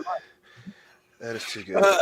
So the story doesn't end though, folks, with "Oh my God, all these great movies are coming to streaming." Yeah, that's cool. Did you say it in that same voice? Yeah. Oh my God, I can talk about this all day. Let's talk about. This. Oh my God. It's like Jesus my Christ. half-assed C-3PO. If I didn't give a shit about anything, that's what I'd sound like as a droid. Yes, agreed. So here's the next part to this story while we talk about this changing the entertainment landscape. Because, folks, it's not like everybody is all hunky-dory with this decision. It doesn't just help Warner Brothers, it hurts the industry. Because people don't understand how many pieces are in the machine that gets you from the film to you watching it. Those are the people that don't get overpaid. Those are the people that aren't making the $1 million salaries, that aren't getting $20 million a picture and kickbacks and being treated great. There are so many people that are in this community that have worked in movie theaters. I may have never worked in there, but one of my friends used to work at our local AMC. It wasn't a job he loved. So the people that are going to get screwed by this, yes, there are corporate people that'll be screwed. Boo-hoo, your golden parachute lost 10%. I'm so sorry the Dow's down. But there are a lot of casualties from this announcement. So always keep that stuff in mind. It's like, here's how we work as YouTubers. When YouTube has a small cosmetic change, everybody just goes, oh, this changed and that's it. As YouTubers, we know that it's more than that. It affects us, and because a cosmetic change equals a whole index change. So it's the same thing with this. These people know that just because HBO Max is putting their stuff on streaming isn't the be-all end-all for consumers. There's a lot of problems. So here we go with the ramifications. Cinemark is the first major exhibitor to weigh in today regarding Warner Media's decision to put its 2021 theatrical slate in stateside theaters and HBO Max simultaneously. Essentially, the number 3 exhibitor will take it easy as it does and allow the following today via company rep. In light of the current operating environment, we are making near-term booking decisions on a film-by-film basis at this time. Warner Brothers has not provided any details for the hybrid distribution model for their 2021 films, so they didn't even know what's going on. Oh, God. Yeah. Jesus. Wow. So while AMC immediately heralded Warner's decision to put Wonder Woman 84 on HBO Max and in cinemas during the pandemic on Christmas, Cinemark never responded. Those in distribution land say that Cinemark is bound to come around and play the movie, but nothing official yet. Cinemark boss Mark Zeraldi, as a former Disney vet, always has been pragmatic about the Windows decisions, having a full understanding of the studio side. We'll see how this plays out. So that's that, but there's a little more. It starts to get a little uglier. So AMC boss Adam Aaron slams Warner Brothers' decision. It's sacrificing a considerable profit. So here we go. So he says that these coronavirus impacted times are uncharted waters for us all, which is why AMC signed on to an HBO Max exception to customary practices for one film only, Wonder Woman 1984, being released by Warner Brothers at Christmas when the pandemic appears that it would be at its height. However, Warner now hopes to do this for all of their 2021 theatrical movies, despite the likelihood that with vaccines right around the corner, the theater business is expected to recover. Clearly, Warner Media intends to sacrifice a considerable portion of the profitability of its movie studio division and that of its production partners and filmmakers to subsidize its HBO Max startup. As for AMC, we will do in our power to ensure that Warner does not do so at our expense. We will aggressively pursue economic terms that preserve our business. We've already commenced an immediate urgent dialogue with the leadership of Warner on this subject. As this issue gets sorted out, we are nonetheless encouraged that vaccines protecting society at large against coronavirus are very much at hand. So it is our expectation that moviegoers will soon be able to once again delight in coming to our theaters without any worry, viewing the world's best movies safely on our big seats with big sound on our big screens. So there's more, but we're not going to go into that yet. I want to know what you guys think. Where are you with the AMC guy and the Cinemark guy? Do you think that AMC handled it well with allowing that exception? It comes off as the goodwill movement. Oh, it's Christmas. Everyone's, got to worry about this. Stay at home with your families, be safe, enjoy our film. I think that was that was the good way to handle that one. Now there were boundaries. That was a canned answer. In reality, he's like, fuck. You're right. Get there, he's on the phone right now. I'm going to walk over there. Release, but behind the scenes, he was kicking trash cans and screaming. He's going to put on his mask and take his limo over there right now.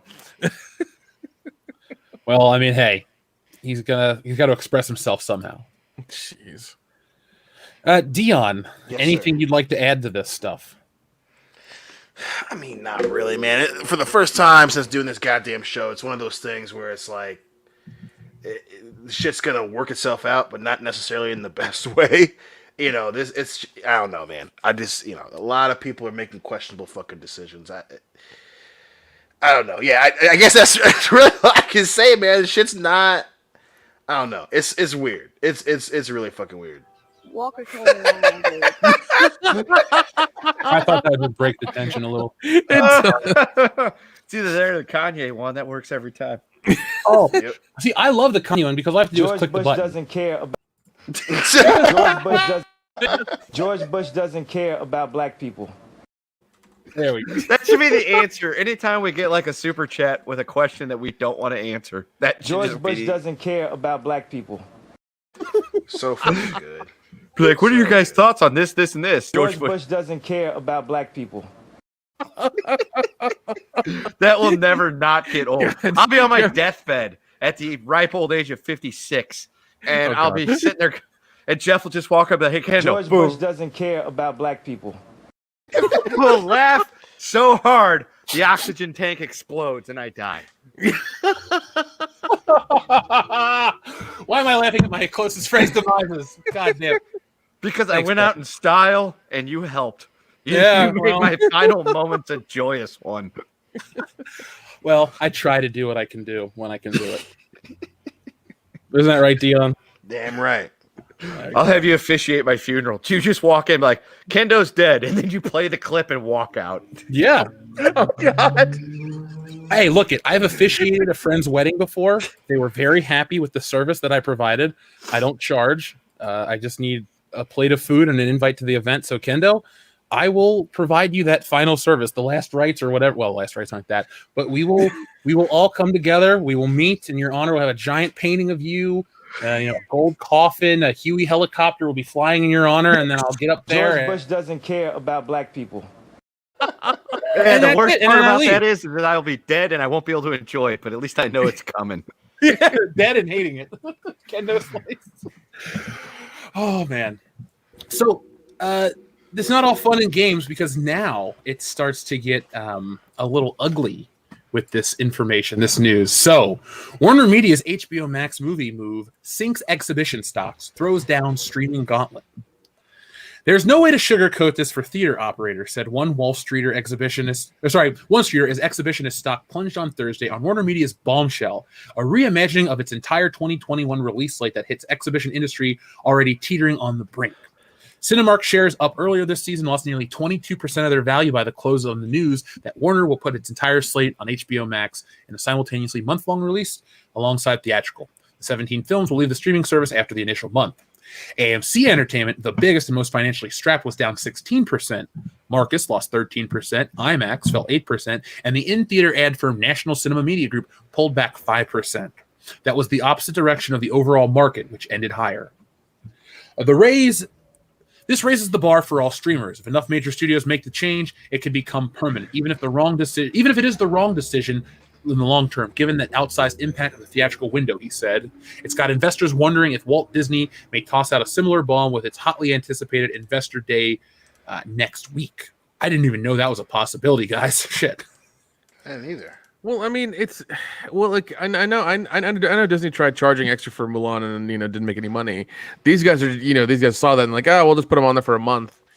But even then, those movies are already made and they took lots of money to make. Are they going to get a return on their investment? That's a real question.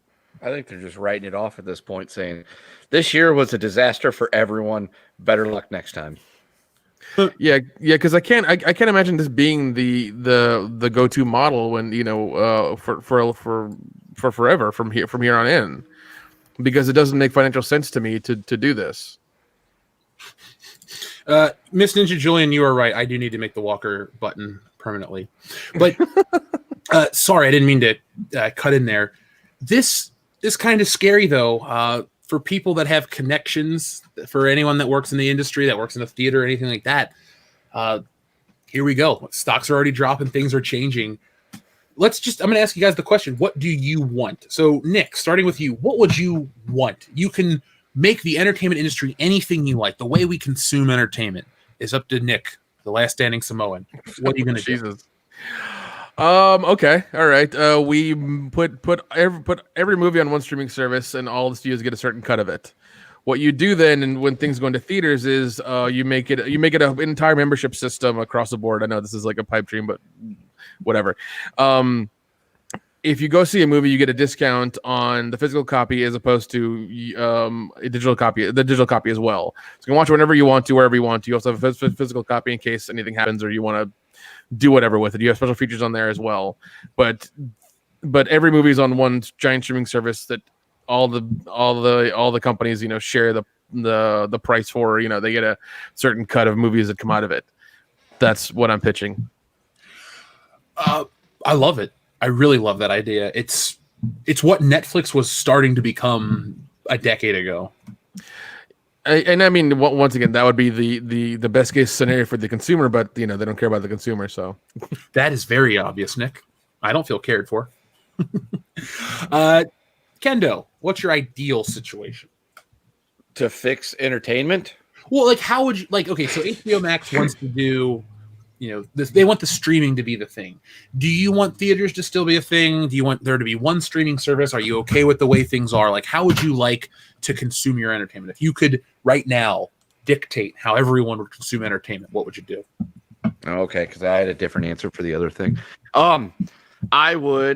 I think the way things are going are fine. I mean, if you want to go to the theater, go to the theater. If you want to sit at home and stream a movie, you can. I mean, there's movies that I will go to the theater for because it's like I want to be able to go to the movie theater to watch it. Then there's other movies where I would be like, I don't know if I want to go to the theater to watch it, but if I can get it for like $5 or whatever, it's like a pay-per-view type thing, so I can sit on my ass and watch it without having to deal with a bunch of dickheads and their cell phone, I'll do that.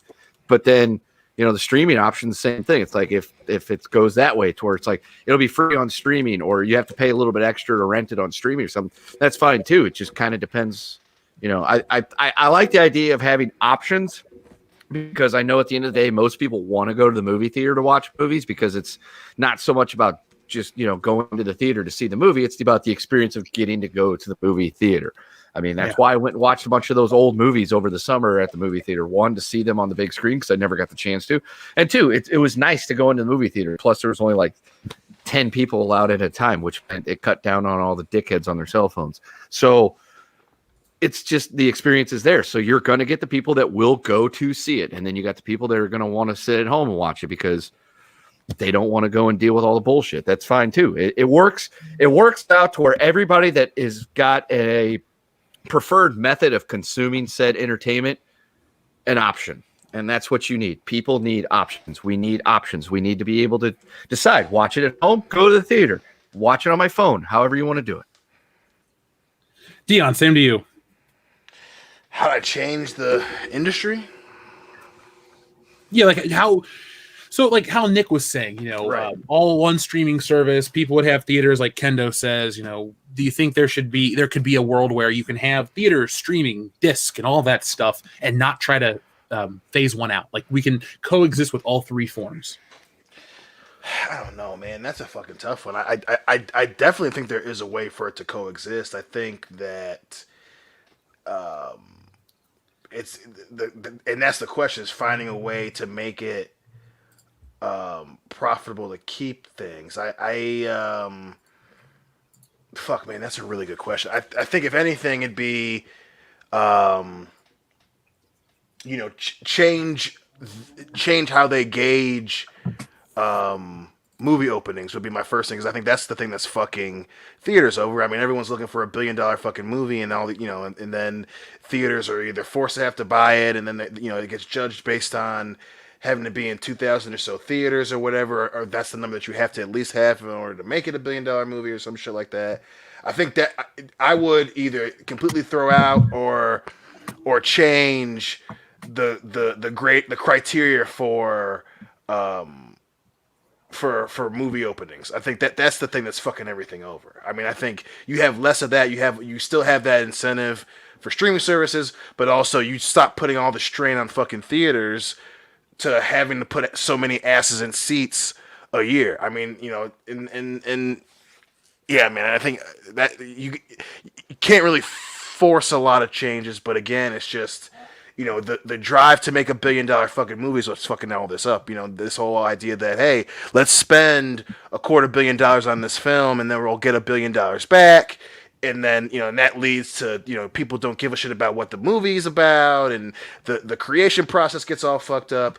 I just think that getting rid of the drive to have a blockbuster is the biggest issue. Maybe even put a cap on how much movies can spend. I don't know, man. That's a tough one, but I definitely change or throw out that whole opening weekend bullshit. Well, our friend Phil Arconis has made a couple excellent points about the movies getting cheaper or going to get cheaper, and I'll address those in a moment. But my ideal world is kind of similar to Kendo and Nick. I like the idea of going to theaters when I want to. I like the idea of buying discs when I want to. But I also like the idea of streaming a movie when I want to. Because it doesn't hurt having all these opportunities. It doesn't hurt for Best Buy to sell discs because we don't live in the era yet where technology is one-to-one with all this stuff. The internet isn't synced up enough with where the technology is. I can watch beautiful, HDR10 plus videos, but if the internet's crappy or down, I can't. So what do? All those things that I want to access, all my digital libraries that I want to watch, I can't if the internet's down or too slow. We have a Plex server, a friend does, access to it. The internet's so shitty out here, can't watch half the stuff. I have access to like 5,200 movies on each one of those things. We don't stream that much on it because the internet's just shit. I don't think we live in an era where the internet is the be-all, end-all yet. We like to think it is. We all want it to be in terms of, it's just this limitless possibility for shit. But I just don't think we're there yet. So the ideal world for Jeff would be all of those things and just less streaming services. Peacock is a useless streaming service. Ad-based ones are ridiculous. Don't fucking get me started on Peacock. I hate the Peacock. I won't even watch it for free, dude. I implore everybody to not pay the cock because NBC has ruined soccer viewing of the English Premier League in the United States. They've destroyed it. We went from being able to watch every game, almost every game, whether live or taped, and then NBC took it over and they let us have every game, most of them, almost all of them live. It's like you can watch all the games live. It's great. We got a weekend show. It's awesome. We love our football here in America. Yay, Britain. And then they came out with something different where they had NBC Sports Gold. And for $50 a season, you could get half the games that they're not going to show on TV. And it's like, well, that could be okay. Most of the games I want to watch aren't on Gold, so I probably don't have to pay for it. And then the cock came out. And they put all the choice matchups on the cock because they want you to pay the cock. And then you get stuck watching two teams you don't give a shit about because your team's on the cock. Fuck Peacock. And fuck you, NBC. Streaming sites. I can't say that enough. That's how I watch all my sports. I don't pay for shit. Whether it be, anything from football to pro wrestling to MMA to kickboxing to whatever. Find a site that has that shit and watch it because I'd much rather risk not getting able to find an HD stream than having to fucking pay for shit like Peacock. Straight up, fuck that. Yeah. And even then, like the thing, we're clearly in the streaming wars now, and the fact that there are like now people like dividing off into their own streaming service or giving stuff to other bigger ones is like, it's weird. It used to be, just Netflix, and it was Netflix Hulu, and then it was Netflix Hulu Prime, and now it's just we've almost gotten back to the cable package where you have to get all these little things to get everything you want. And it's just retarded because everybody has a finite amount of money. You can't get all these things and have them all the time because it's too expensive.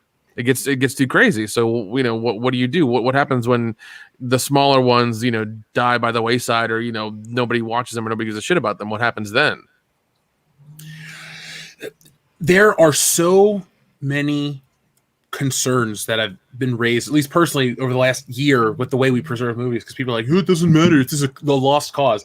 Really though, if you don't preserve these movies, you'll never get to watch them again. And you think it's crazy, but big successful movies like King Kong is missing parts. that you'll never get to see because they didn't care for the film. They didn't worry about preserving it. So if King Kong, one of the all-time greatest films, one of the films that they keep remaking, they keep bringing back King Kong, he's part of the popular lexicon. Forever he will be. The giant gorilla is always King Kong, Kong, Kong, Kong. But they have lost parts of that movie. If they can lose something so iconic and important, they can lose any movie. So these, whatever, I don't like this one, I don't like that one. Like, this shit is important. And all streaming rights, if there's not a viability for some of this stuff, it may not see a life anywhere. And the flip side is true. Streaming does bring or give you access to a lot of obscure, weird films.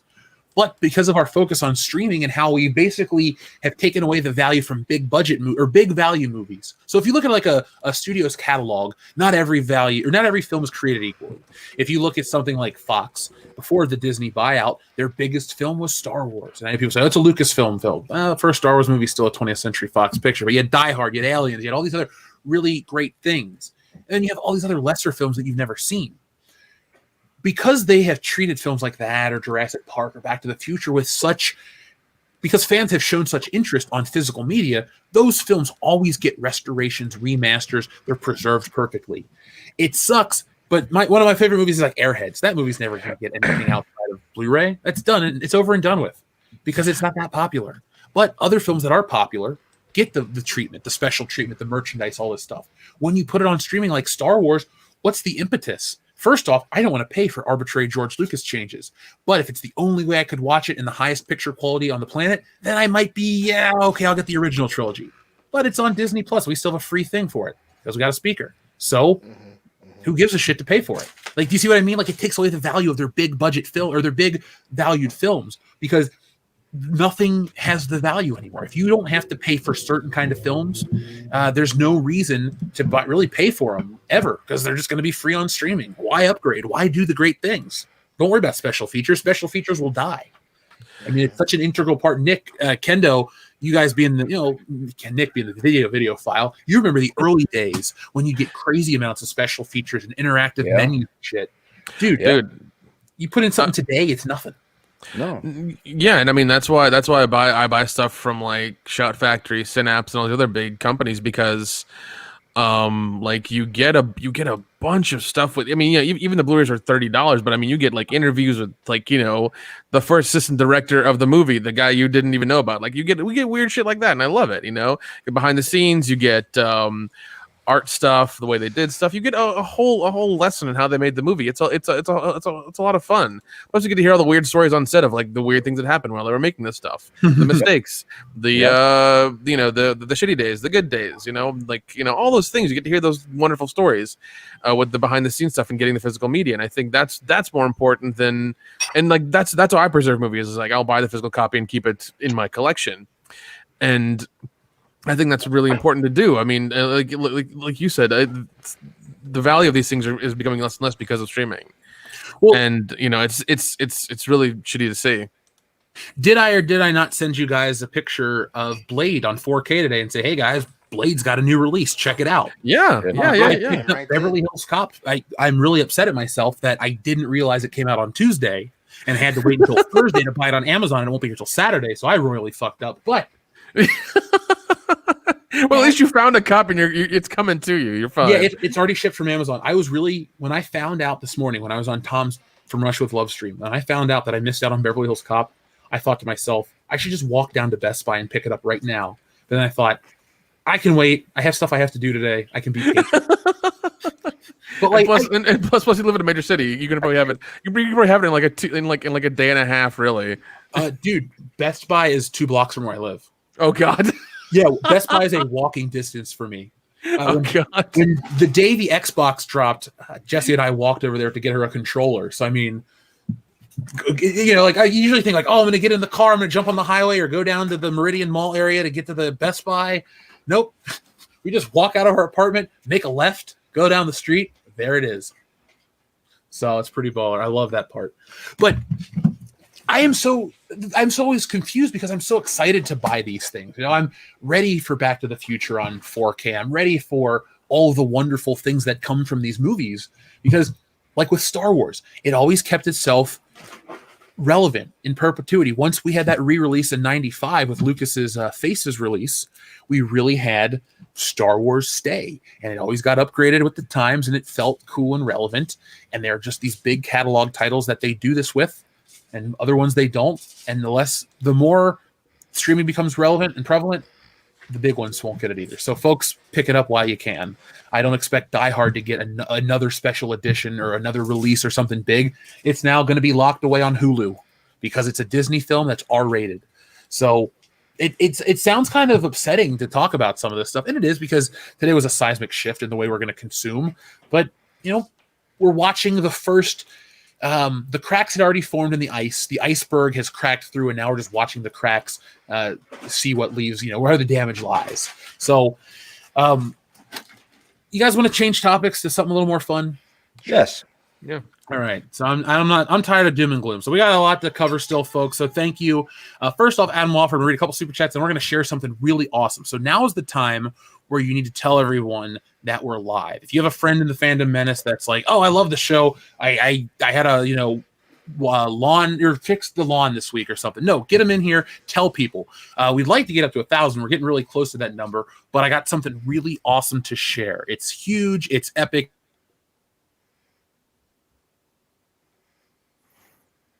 There's a pause.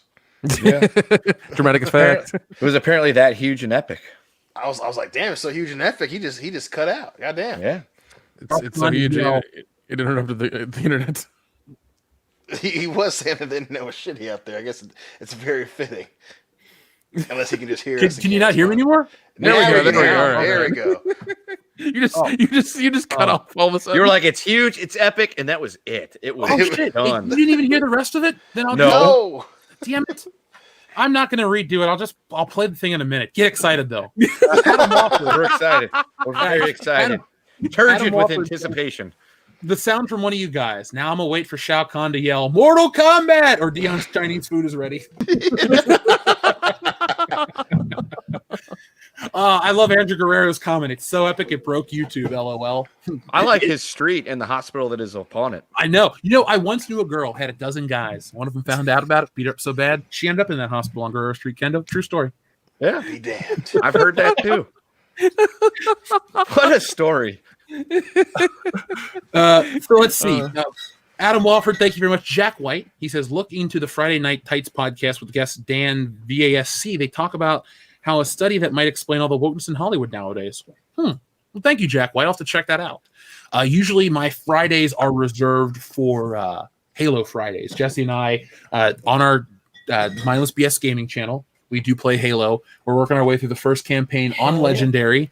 It's not like it's hard as shit, but we're still doing it. It's not that bad. It's just a lot of. Once we got our Halo legs back, it wasn't too bad. Although before Halo Friday tomorrow, me, Anna, that Star Wars girl, and this awesome YouTuber we just discovered named AK Rex, who makes incredible dinosaur models, are going to be doing a special Friday live stream about conquering the trolls. So if you want to hear us spit some fire and vitriol to get you hyped for your weekend, join us over at Mindless Entertainment at 2 p.m. Pacific tomorrow. And I know what this is. This is one of those like, holy shit, I can't. It's fun. juicy. But like it's a juicy topic, folks.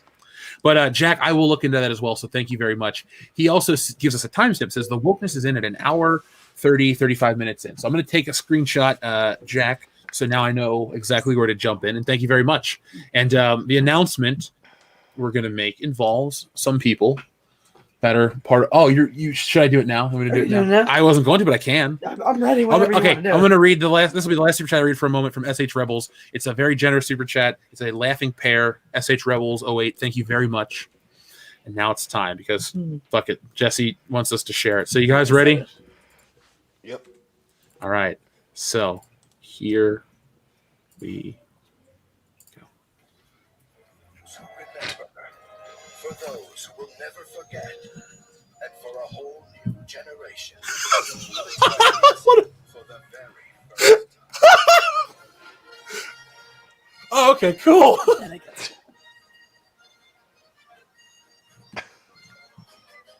That fucking picture.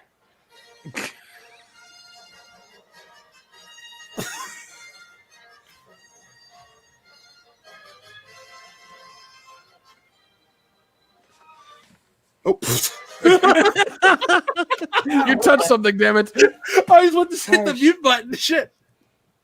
So there it is. Oh, I hadn't seen it before. That was new for me. So a little silly to start. I love it. So, folks, the link is in the chat. The cat's out of the bag. That's the best look you're going to get at it right now. And the fun part is that teaser you saw, you'll see it again when the book officially launches, possibly as early as next week. Possibly. And you'll see that image again, but instead of fading to black, it will fade into the beautiful, You'll get to see the real deal. actual cover. So, for those out there that are wondering what it is we did the reprint of the comic, and we have a new cover from Anna, that Star Wars girl, and it features some Phantom Menace people, some cool stuff, some pie, other things like that. So, just be prepared to be a part of it. The link is in the description below, and there's a one-day High Council exclusive that includes Jeremy, Ethan, myself. And the guys have seen all this shit. I've seen the painting. It's beautiful. Yeah.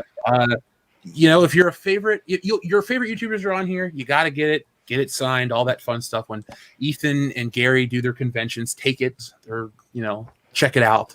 Just come back. We'll be sharing that cover announcement really, really soon. So, folks, again, this project is done. So it'll be a quick turnaround. So I'm really excited to get that. You got to realize our channel has grown so much since the first launch of the book. So people ask us all the time, and now you'll have it. So let's talk about something fun tonight. I've been wanting to talk about this topic all day because I saw it pop up, and it was an interesting thought exercise. So hold on. What do you guys think about Batman Returns? What do you think of when you think of the film? Dion, just two things. Christopher fucking Walken and Michelle Pfeiffer in leather, baby. Oh, yeah. Yeah, definitely. Kendo? Michelle Pfeiffer in leather. Mm-hmm. Nick? Michelle Pfeiffer in leather and those ridiculous penguins. Mm-hmm. Yeah, the penguins were cool, too. Drowning children. Yeah. And Pee Wee Herman.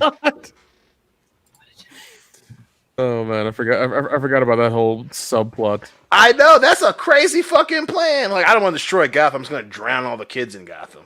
Like, excuse me, sir? What the fuck did you just say? Oh, yeah. I forgot to share one thing, Dion. Sorry to kill your thunder. Remember how we were talking about the daughter of Starfire?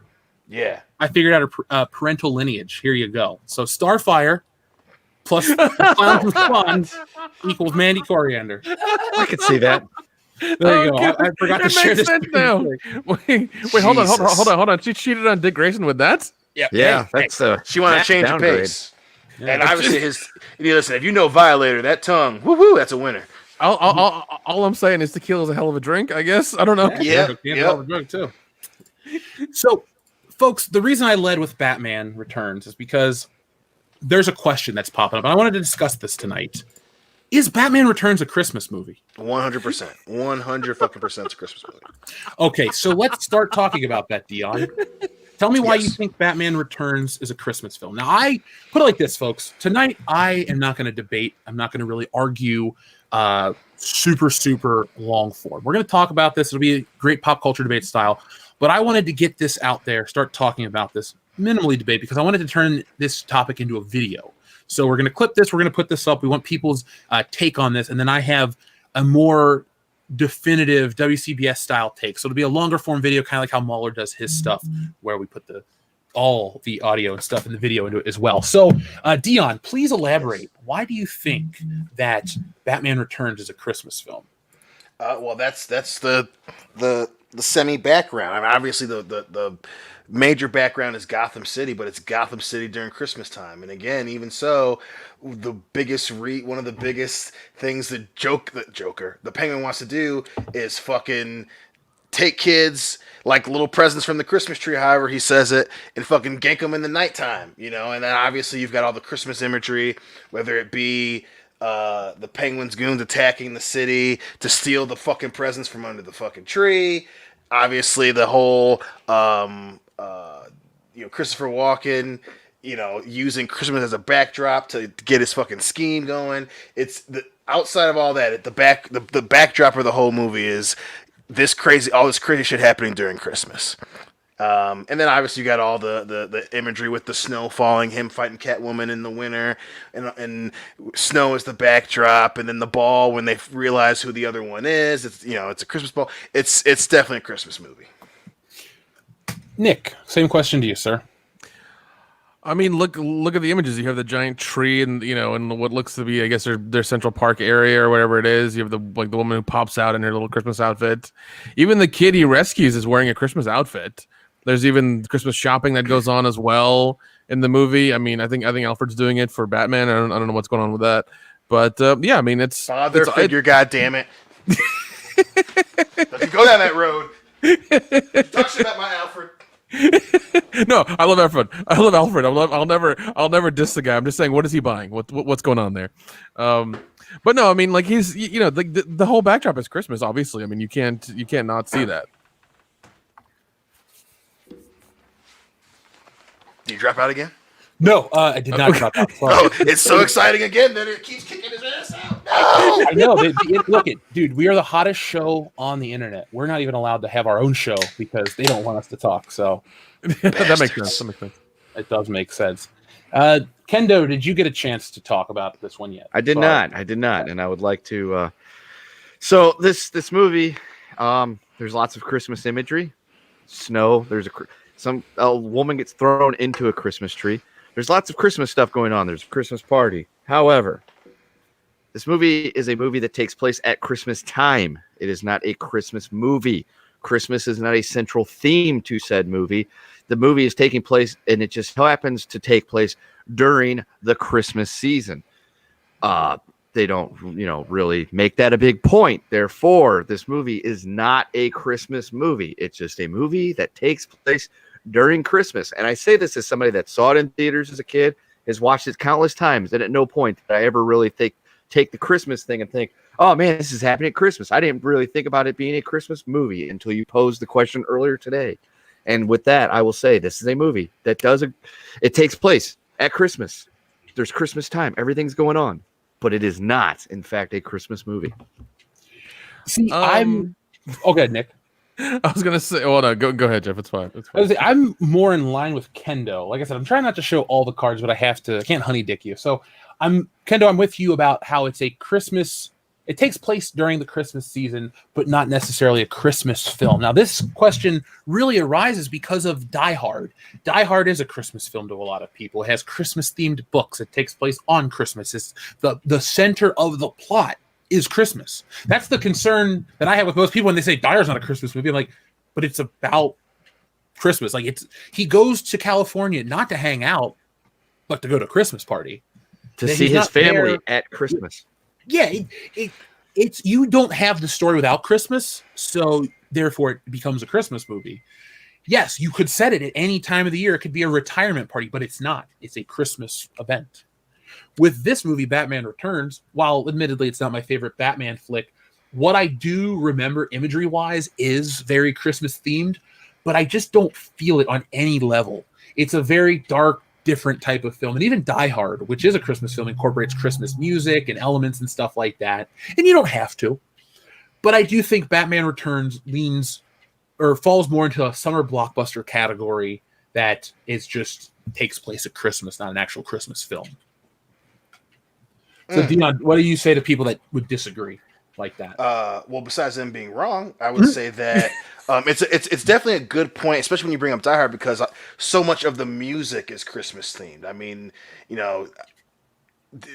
they play Joy to the World when they open the safe. So I mean that I think, even though you said you don't have to do that to be a Christmas movie, when you incorporate it into the deeper levels of the film, that's what makes it a holiday movie. That's what makes it whatever holiday movie. That's why, and again, it's funny because it's Die Hard, but that's why Live Free, a Die Hard is a 4th of July movie, because it happens during the 4th of July, and they're even the trailers were they were playing 4th of July shit. Ode to Joy, thank you WCW, but it was Ode to Joy they played to open the safe. But when you incorporate shit like that into the foundation of the film, that's what makes it. And that's why, even though they don't play a lot of Christmas music in terms of the score of the film, so many of the fucking puns are Christmas puns. Obviously, so the sub not the subplot, but one of the obstacles that Batman faces. Well, the Christmas tree girl gets killed.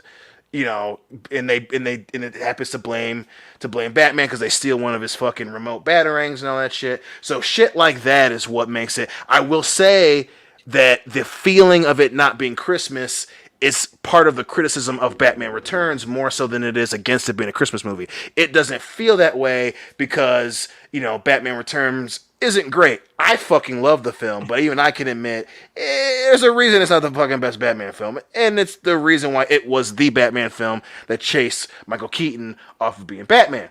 That being said, that's more so of Tim Burton getting lazy as opposed to it not being a Christmas film, if that makes any sense.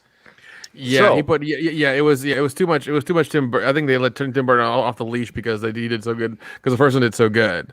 And by doing so, they got this movie, this ultra dark movie with Christmas in the background, as opposed to it being part of the movie. They kind of, the way Tim Burton is, he does things oddly, let's say, his own way. But I mean, yeah. I mean, Die Hard, with the Christmas party things like that, it could have taken place on Thanksgiving, and you could have had the same kind of result. It could have been a Thanksgiving movie. But it was Christmas. That's what they. No one has went with. A Thanksgiving Eve party, Nick. The night before Thanksgiving is the biggest bar night, sir. So I think. Yes, I understand. It's called Skanksgiving. All the girls come home from college. I've been there. I know what you're talking about. However, I would like to counterpoint your guys' claim, especially Dion's, because he talks about how Christmas is there, Christmas is there, Christmas is there. That makes it a Christmas movie. One of my all-time favorite movies that I can watch any day of the week is Trading Places. Trading Places has Christmas in it. Dan Aykroyd dresses like Santa Claus. It's a Christmas movie. But at no point would I ever consider it a Christmas movie because Christmas is not a theme of the movie. It is not, this is about what's going on at Christmas time. It is, here's what's going on with these guys' lives. It just so happens that the holiday season after Thanksgiving through Christmas and into New Year's is when this is taking place, because the other plot points about that movie happen to put it in the Christmas time period during that time of the calendar, not that a central focus is that it's Christmas and that is why this is happening. Would you say that, to that specific point though, would you say that not being materialistic and being thankful for what you have is not a Christmas message? No, that's a Thanksgiving message. So that's no one at all says that during Christmas.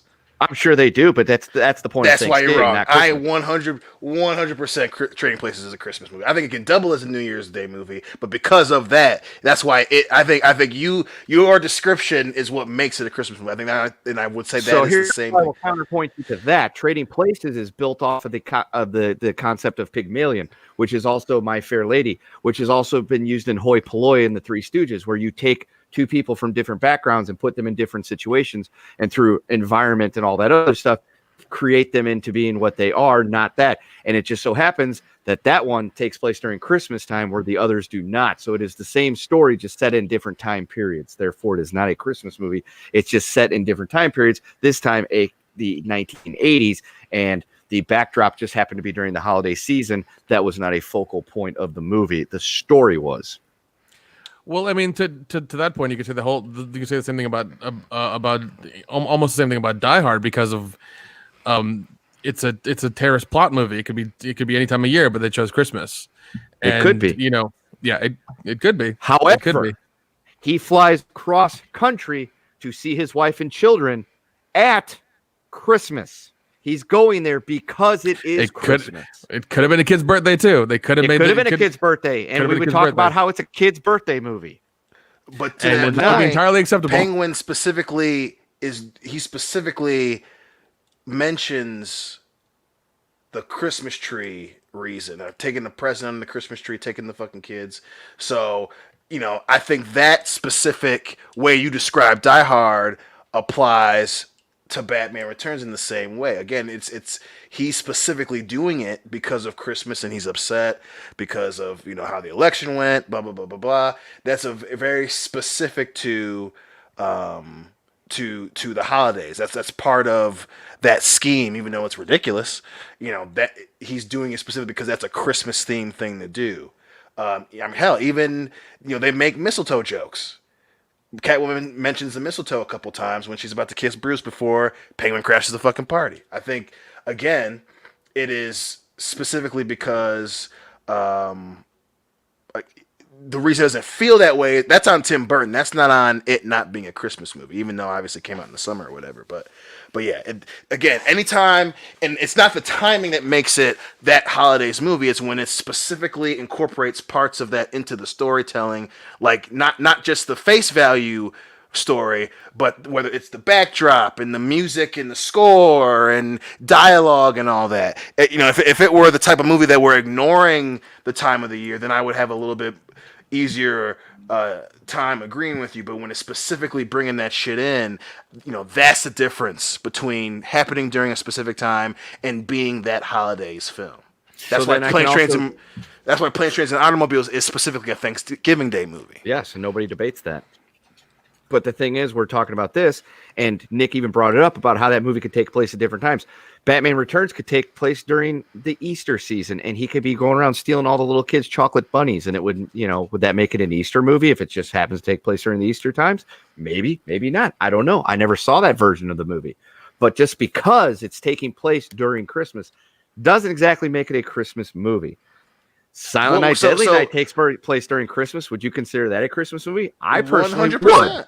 100%, it's a Christmas movie. But that's watched because it of on all Christmas season. Exactly, because all the central themes of that movie is because of what happens on Christmas Eve, Santa Claus, all that other shit. Batman Returns just so happens to take place at Christmas. That does not necessarily make it a Christmas movie. He was found by the people in the sewer. I think he says they found him on Christmas Eve or something. Okay. There's a lot of people who are born on Christmas Eve.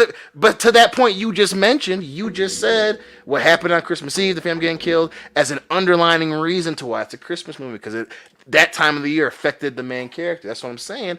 That's why it's one reason. It's another reason why it's a Christmas movie. That's part of his origin story, is that shit happened during Christmas time. Maybe. Now, don't get me wrong. It's very weird that the Gotham has an election during the Christmas season. That's very fucking weird. But still, it's ingrained in part of the origin story of the villain that shit happened to him as a baby during Christmas time. Okay, so then by that logic, Die Hard 2 is a Christmas movie. I've said that multiple times on this show that it's a Christmas movie. Yeah, it is. So it's Lethal Weapon 1. I think all that takes place during Christmas. Yep. Lethal Weapon 1 as well. Okay. Movie. Yep. Yeah. And Lethal Weapon 4 is during Chinese New Year. goddammit. Oh shit! Yeah. Damn, that's a Chinese New Year movie. Yeah. Technically, again, it's a Tet movie.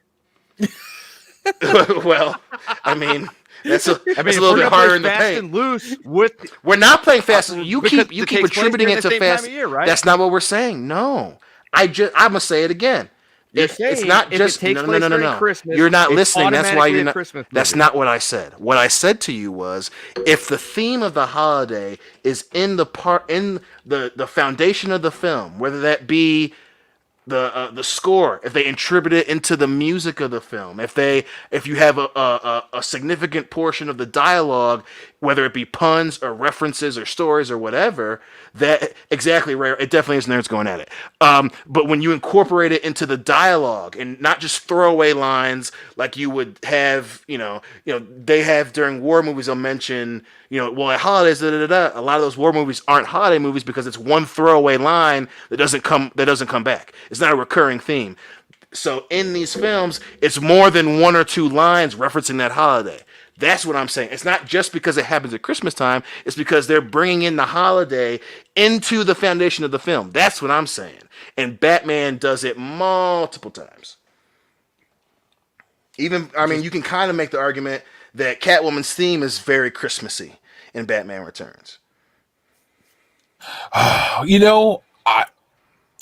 glad I sat a lot of this out because there's some really great. I'm not because I'm fucking fighting two people at once. Dude, you're winning. I know.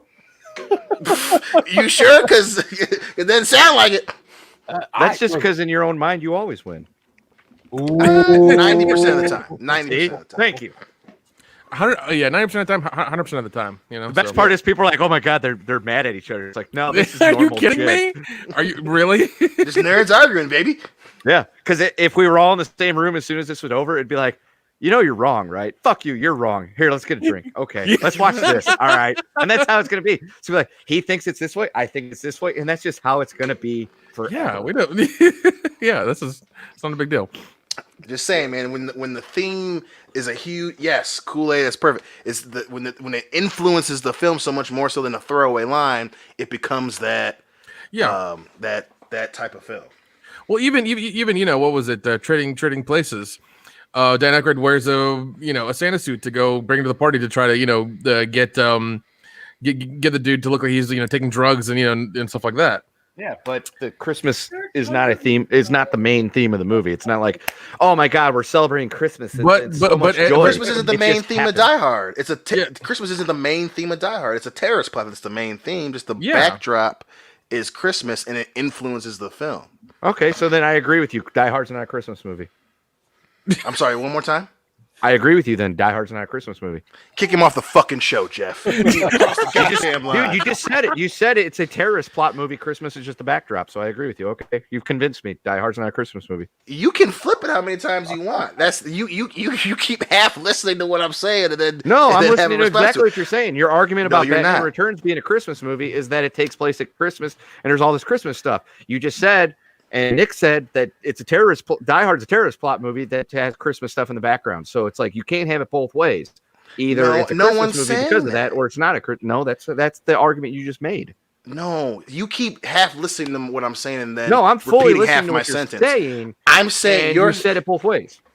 No, I'm not having it both ways. Again, I'm gonna say it again. If it's in the foundation of the film. John McClane isn't delivering fucking presents. That's not the main crux of the film. Exactly. But they are both Christmas movies because so much of the influence is Christmas related. Whether it be Ode to Joy or so much of the theme being having the Christmas chimes in it, or a shit ton of Christmas puns, or so much as funny lines. I have a machine gun, ho ho ho, and you're gonna kiss me under the mistletoe, and Batman Returns. That type of shit. While it's not the main focus of the film, it's still part of the foundation of the film. That's what makes them both a Christmas movie. Obviously, they can be both. You're right, but obviously, Die Hard's an action film. But it's also a Christmas movie because the backdrop. He realizes that he loves that they should be together, and he loves her, and da da da da. That's what also makes it a Christmas movie, not just that it happens during Christmas. So, am I gonna get the nickname of Baron Zemo because I just broke the Avengers? No. Listen to voicemails of us loving each other. Yeah, man, I fucking miss you, man. And you just sit there and I got all those voice. Black Panther's ghost comes back. Yeah. No, because at the end of the day, we're all still on the same page. We're all on the same team here. We just have disagreements over what is and isn't a Christmas movie. It's fine. Kenny could be wrong all the time. It's okay. It's fine. Yeah, good job. Right. Go quoting Dion to try to make yourself look good. Nice. You're gonna go. He looks good because he's right. Next? We just happen to both be right. That's all. Okay, so now you're his lackey. Good, got it. Desperation is not a pretty color on you, honey. Oh, I'm not feeling desperate at all. I'm feeling nice and comfortable and just thinking about you and Nick being BFFs. I'm just saying, you're acting like Carl and we're gonna get a coos too, man. That's whoa, that's tradition now. Don't be trying to separate me from my coos, bro. If he has to be that, submissive over here, trying to get into everybody's gimmicks, that's fine. Nick's gimmick will just be stealing gimmicks. It's funny. It's kind of like King Shaming's my king, Yeah, that's right. It's funny how I've been called Yoko Ono because now I'm just going to make this go nuclear. Dion. Yes. Right now, you are an opened wound, and I want to rub some salt into that. You ready? Oh fuck! Here we go. Let's do it. Rumor. Leaked description reveals the Joker's new look in the Snyder cut of Justice League. You ready for this one, Dion? Damn it! God damn it! God damn it! Oh god, this is gonna be fun. His appearance Oh, hints by a geez, playing why? part in the opening shot of the first trailer for Zack Snyder's cut of the Justice League, and alleged leak has given fans their first description of Jared Leto's Joker in the upcoming HBO Max release, and suggests that the clown Prince of Crime will noticeably look different from the tattooed gangster who debuted in Suicide Squad. Thank God. He'll look different because they're casting somebody else. Yeah. Oh, look, I didn't realize that Joaquin Phoenix was in the first Justice League movie. How awesome. I love He goes back and Snyder takes cut. up. Zack Snyder gets Suicide Squad and goes back and CGI's Joaquin Phoenix in every Joker scene. Can you imagine the Jared Leto meltdown on Twitter then? Oh my God. That Yes. would be amazing. Oh, God, I'd enjoy that. It'd be the worst beating he took since Fight Club, Jesse. It'd be the worst beating he got since his last reviews of 30 Seconds to Mars. Ooh. Did anybody actually review it? Not positively. Not So- with an old Jared alike. Now, let's start with this rumor, because clearly this guy looks reputable. Anyway, let's talk about it. So the rumor began with a tweet by Daniel RPK Richmond, who, after presumably hearing word or sneaking a sneak peek at the Joker's new look, informed his Twitter followers that Leto's Joker looks pretty cool in the nightmare scene, which means absolutely nothing. So the nightmare scene, for those who have forgotten, was a brief moment in the Justice League wherein Batman was in the midst of a nightmare. He saw a vision of Earth laid ruined by Darkseid's armies, as well as a brief glimpse of himself being captured by the New Gods' parademons. Now, I thought part of this was in BVS. Yeah, I thought that was. Yes, that was BVS. So this website's just wrong. Okay. Yeah. Shocking. I know.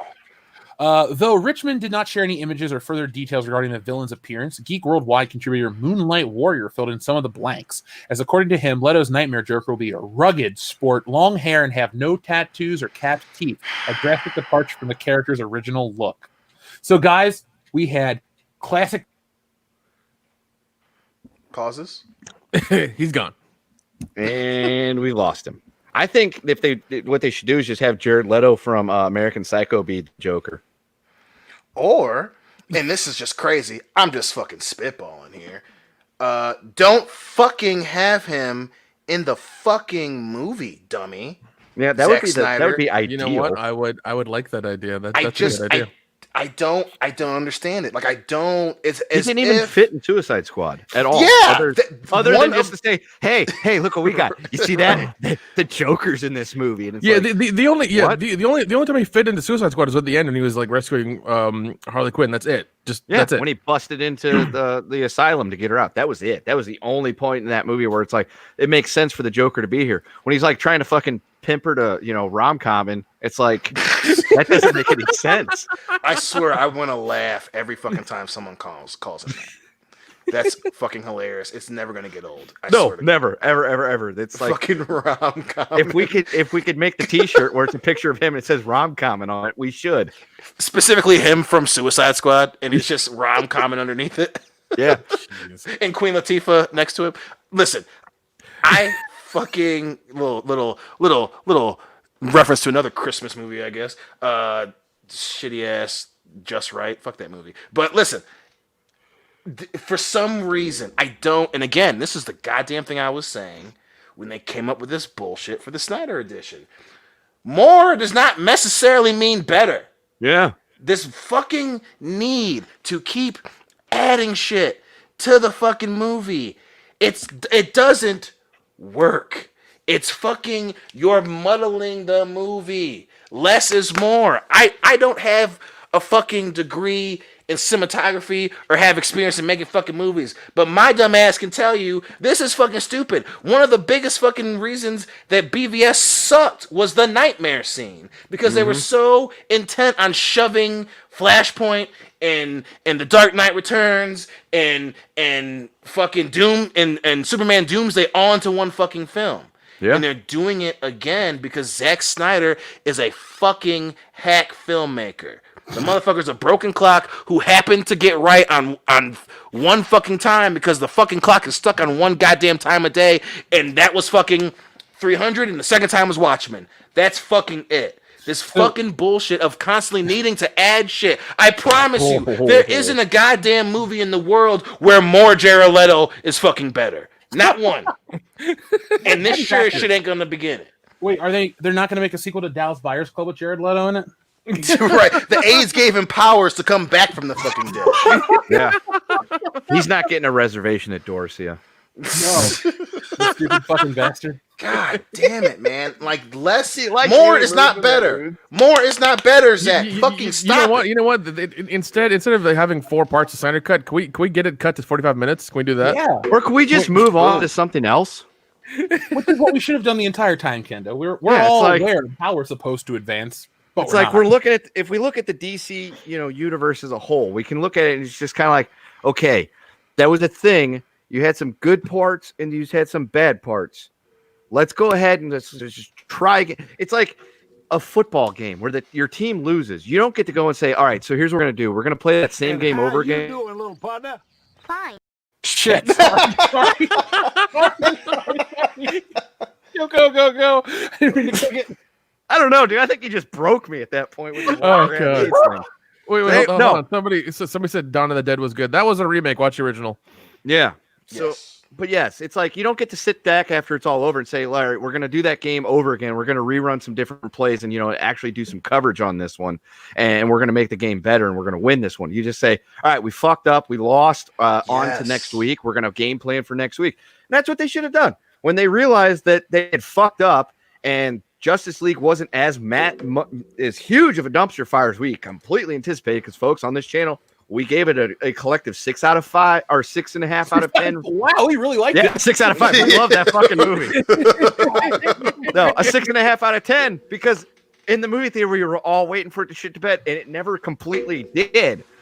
But yeah, that's at the point where they should have sat back. Warner Bros. Should have sat back and say, "Here's what we've done. Here's our body of work. Here's where we did good. Here's where we did bad. What can we do to fix this and have a better go the next time around?" Not, hey, call Zack Snyder and have him remake the entire fucking movie. Yeah, give us $70 million to redo it. Because the Snyder Cut, it's like, it's not just him adding in scenes that got cut by Joss Whedon or anything like that. He's calling people back into the fucking office to reshoot stuff. It's like, you're reshooting a movie you let out 3 years ago. It's not a recut at this point. You're reshooting the fucking movie. So at that point, you just stop him and you say, Zach, we need to talk. Why are you doing this? Why are we giving you money? Why don't you just make a new movie and not do it fucking stupid this time? That's what it's all about. Or if you're WB, you say, this dude fucked up. Yeah. We gave him the keys to the kingdom. He fucked up. Oh, jeez. We're done with him. Either we hire a random black dude in Michigan to beat his ass to make the next movie, or we fire him. That's it.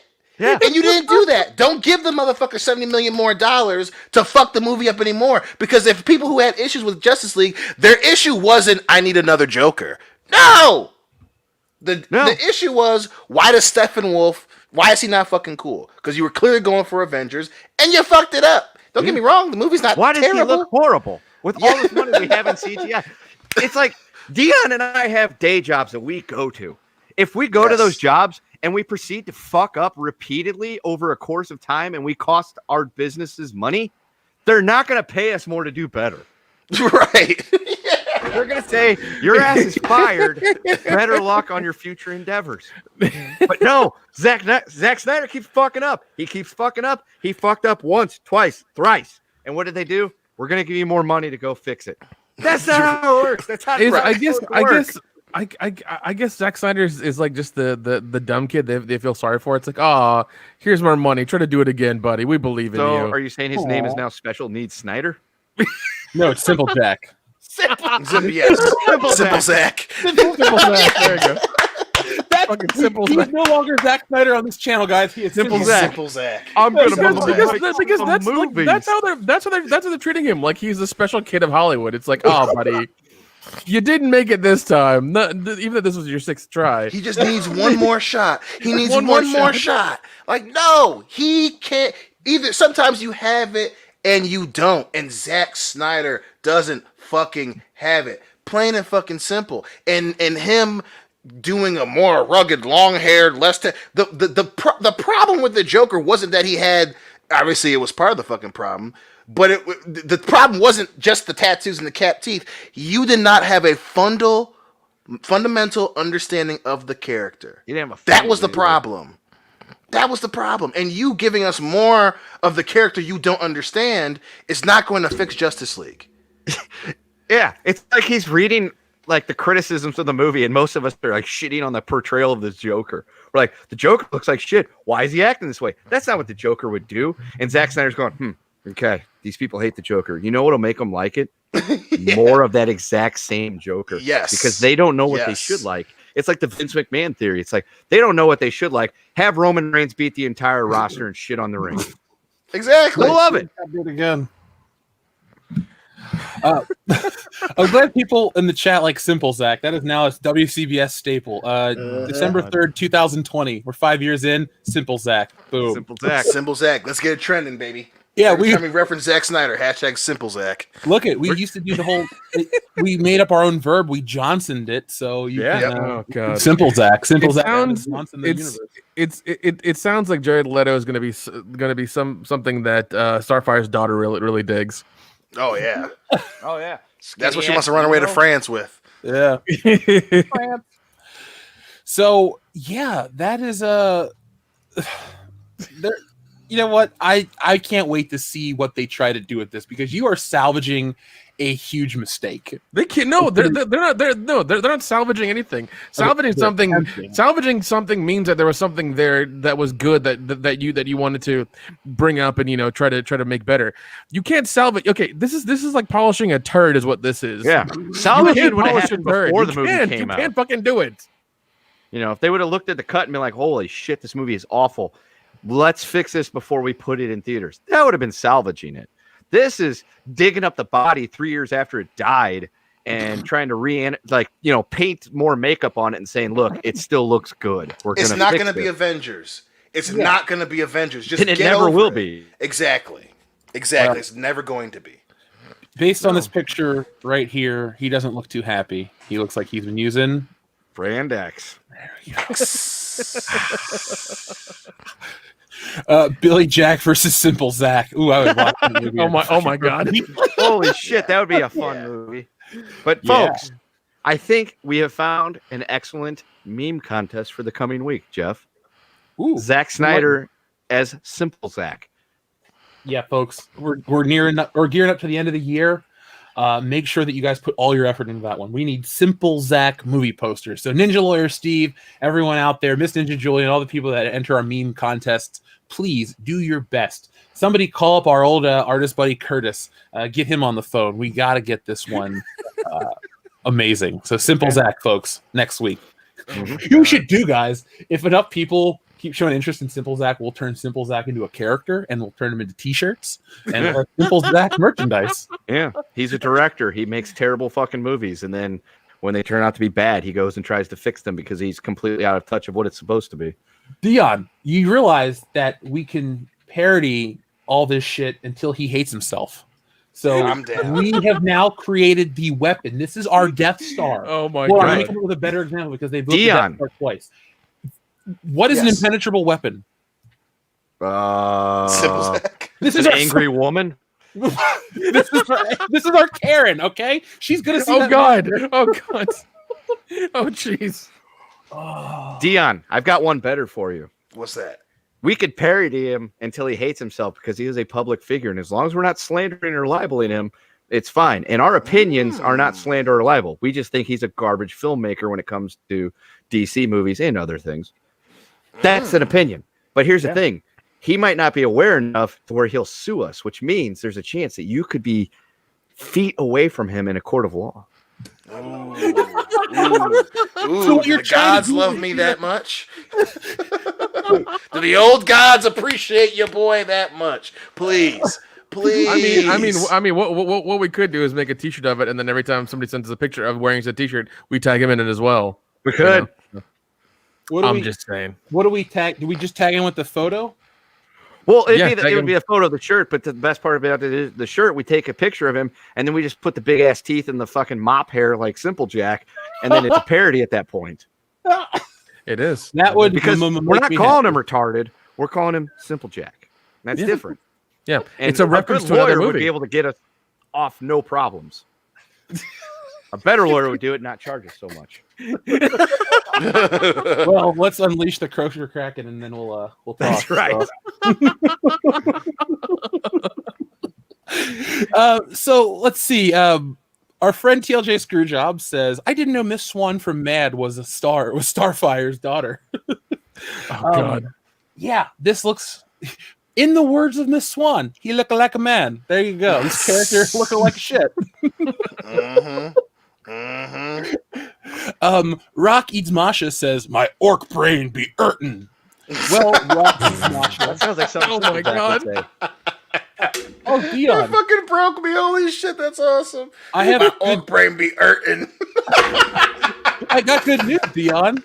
What? We're starting to piece together our Warhammer stream. I got a guy yeah. that's connected to Arch Warhammer. I'm gonna message him over on Discord tomorrow. I got to sit down and take care of some business with that. But folks, when you guys ask for stuff like that, it may take a minute to happen, but we do make it happen. Yeah, man, that'd be fun as shit. Adam Walford, I just saw your name pop up on the chat, so I know you're going to be excited. There's going to be a lot of awesome people. We'll try to get Nick Ricada involved in all of this stuff. So you guys like super streams? We like to give you super streams. That's the cool part about being a YouTuber, getting to stream with people you like, people you watch. That's why it was People such you tolerate.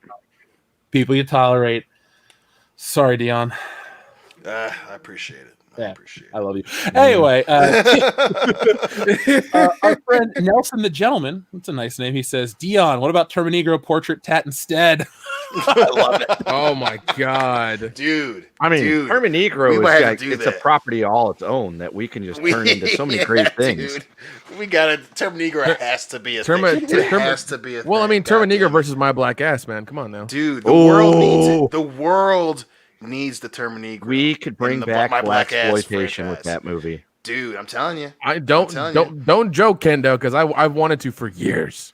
Yes, I know. I've seen the trailers to the movies you've made. Oh yeah. Oh, we can't even talk about some of those. Yeah, we can't even mention the names of them. We can say the one, but not the other.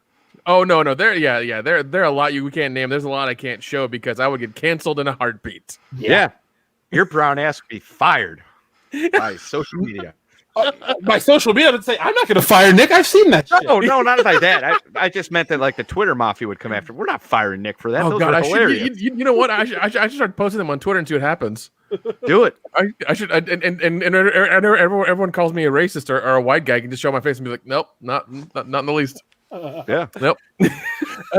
Swinging Cod says, I have family that breeds horses. Who wants to chip in and get a certain someone a Christmas gift? I'm in. Yeah, I'm in. Don't you can motherfuckers do that. even think about it. Dude, can you imagine Dion waking up on Christmas, goes out to get under the tree to wait for D2 to give him presents, and all of a sudden there's a fucking horse staring through his window. He would freak the fuck out. He would freak the dude. It would be the end of his day. Fuck. We're standing there holding the horse. Come on, D, let's go for a ride. This is your Christmas present. His name is Buffy. Buffy. That's a good name for a horse. I'm about to say, actually, even I'm like, Buffy's not too bad right there. But it's a horse. The name Buffy for a horse. That's the official WCBS horse's name, Buffy. Oh yep. Horse Buffy. We need a T-shirt of all four of us riding Buffy the horse, and we all got cowboy hats, and we're all like holding them up in the air, like, "Hey, dude!" When we're gonna start our T-shirts, every once in a while, maybe once a year, we'll release a shirt with all of us as cowboys and Buffy. Yeah, Buffy the horse. That's our mascot. That's our new mascot. Should it be a mini horse named Buffy, or just like a full size horse? It should be a full size horse. Full size horse. Mini horses are way better. Yeah, full size mini horse. horses are way better. Yeah, they're better. Yeah, because they're cuter than large horses. Fuck that. Give me a mini horse. I mean, we could eventually, Buffy could get a sidekick eventually, and we'll get like a miniature horse involved. But I think Buffy should be a full size horse. So that way, any of us could actually ride him into battle if we need to. All right, I like that idea. It's kind of hard to go storming into, looking intimidating on a miniature horse that you can't even sit on because your legs are longer than his. I want to see Andre the Giant ride a horse. I don't because that horse would have back problems. That horse ain't gonna make it to the end of the movie. Yeah, I would even call the fucking ASPCA at that point. Be like, look, I don't agree with most of what you guys do, but there's this big fucking man riding a horse. While Dion's away, I'll read this super chat from our friend Escamanofono. I can't wait for the Snyder Cut. Wink face. I heard that motherfucker. You mean like Justice League 2, the Redux? Yeah. Oh God. Samurai Vader says, fun fact, Megas XLR was written off as a tax loss despite being popular. It can't air in the US, but is available on iTunes and Microsoft only. Pumpkin. ... That's a weird platform. It's such a weird...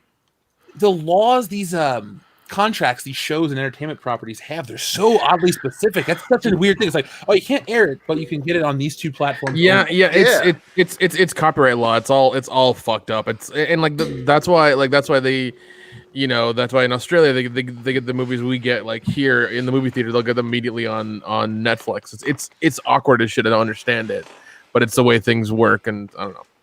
Yeah, Christmas Vacation was released directly in Europe when it came out, or on video in Europe. So that's crazy, man. Let's see. Our friend Bruce Lombardo, we haven't heard from him in a while. What's up, Bruce? He says, the best part of waking up is Amber Heard didn't shart in my bed.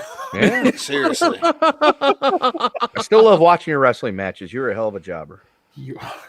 Thank you, Brawler. Go big bore or go home. Thank you very much. He says, Chuck Norris doesn't struggle to handle my big bore revolvers. My big bore revolvers struggle to handle Chuck Norris. Those are some fighting words.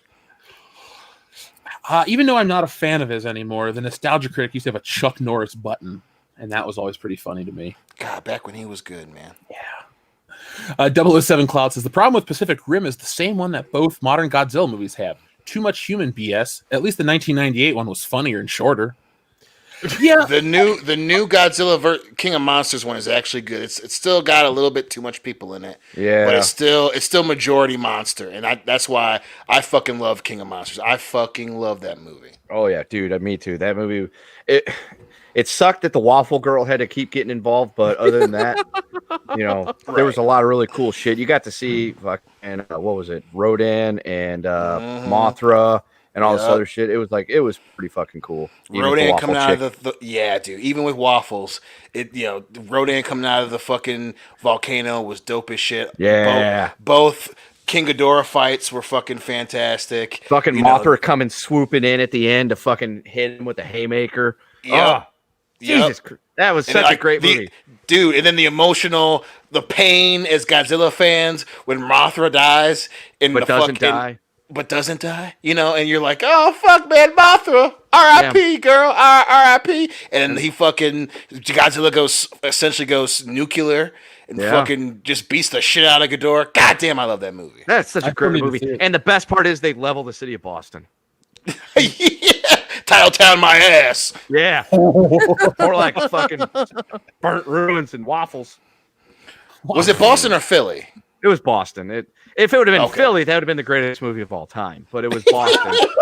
They would have defeated him by throwing batteries at him. Yeah, that's right. Oh my God. I mean, the insufferable fan bases are interchangeable at that point, but yeah.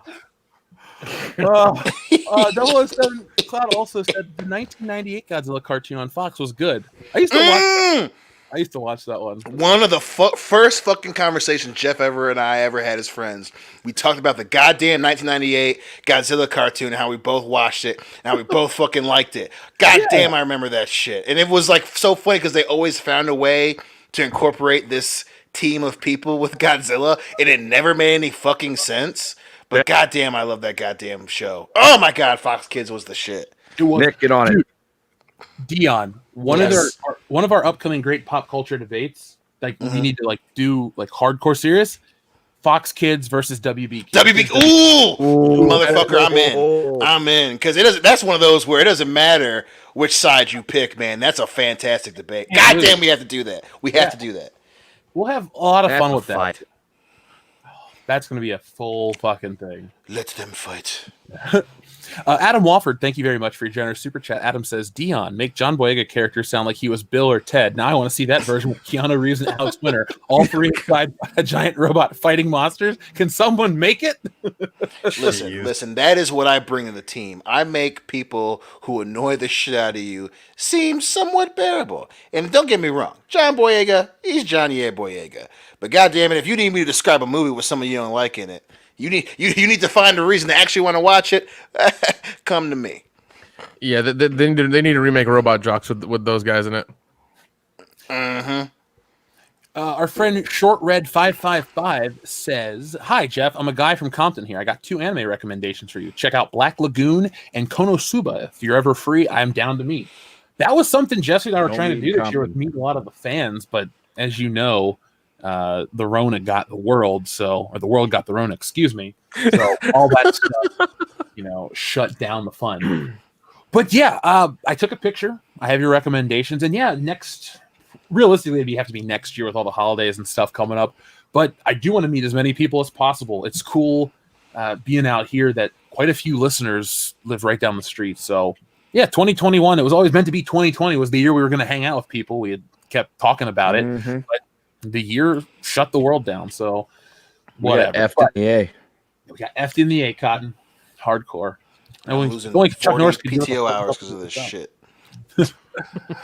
Our friend Stetson's Gold, who has an amazing Brie Larson image, says, "I am coming out officially on WCBS as I admit I'm attracted to Elliot Page." Hey, no judgment here. Yeah, no judgment. The only reason the only reason I give him shit is because he's a celebrity. It's funny. That's it. Yeah. And like clearly, the other thing too, celebrities have a really bad habit of taking themselves super serious. Exactly. So that, that's why stand-up comedy is so important to culture. Like everyone needs to be able to get nut shot every once in a while and come down a couple pegs.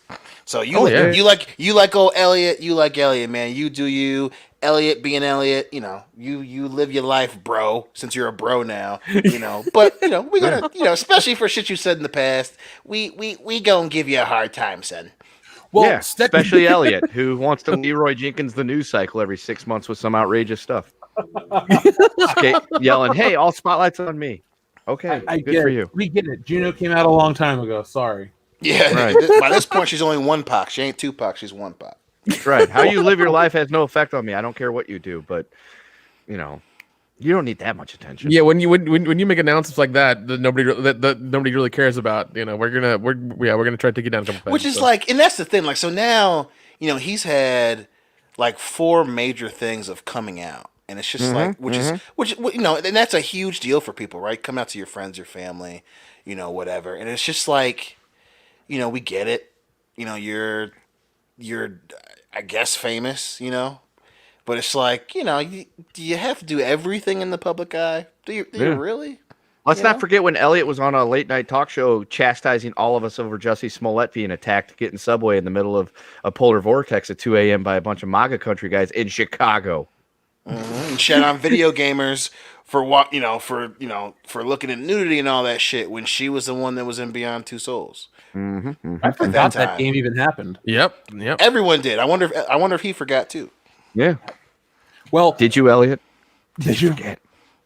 Phone home if you did, because the internet never forgets.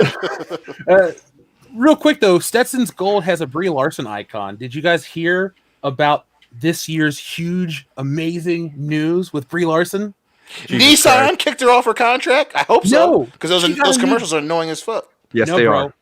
Brie Larson has become the first lady of gaming officially. She is now hosting. She is the presenter of the Game Awards. So after she got this Nintendo deal, she's now, folks, this is the face of a gamer. When you think of Brie Larson, you think of gamer, you think of I hate her. I can't even make the joke anymore. Why? She's just a little YouTuber who loves video games and is just like us. $5 million a movie. Yeah, she's just like us with a Nissan deal. Yeah. And she loves movies too. There's another great pop culture debate. Brie Larson's Nissan commercials versus Matthew McConaughey's Lincoln commercials. Matthew McConaughey, no question. He wins every time. Oh yeah. I would watch all those commercials on a loop before one Brie Larson Nissan commercial. God, that damn Basmati whore. Yeah, Matthew. God damn. Shit. It's his wife. He can say whatever he wants. That's a true story. They are starring together in Basmati Blues 2, Electric Boogaloo. I've seen the movie poster. Oh my god, dude, you couldn't drag her to make that movie, the part 2. No way. Oh, I'm sure with enough zeros on that fucking paycheck, she'll be like, "All right, cool. I love curry." She'll be like, "All right, you're kind of missing the point, but okay." I'll put the curry in your face. Oh, extra spicy Vindaloo style. Oof. God damn it. Oh. See, I folks. I got the chicken korma right here for you, Bree. Tikka my masala. Is she gonna tandoori your chicken? Yeah. Oh, God damn There it. you go. Oh, God damn it. She's gonna get some jalfrezi all over that face. I love it. That's what we'll Nick's do. just We'll all impressed meet that we up know and so many we'll, different styles of curry. He's like, shit, they're up to 6. I had them pegged at 2.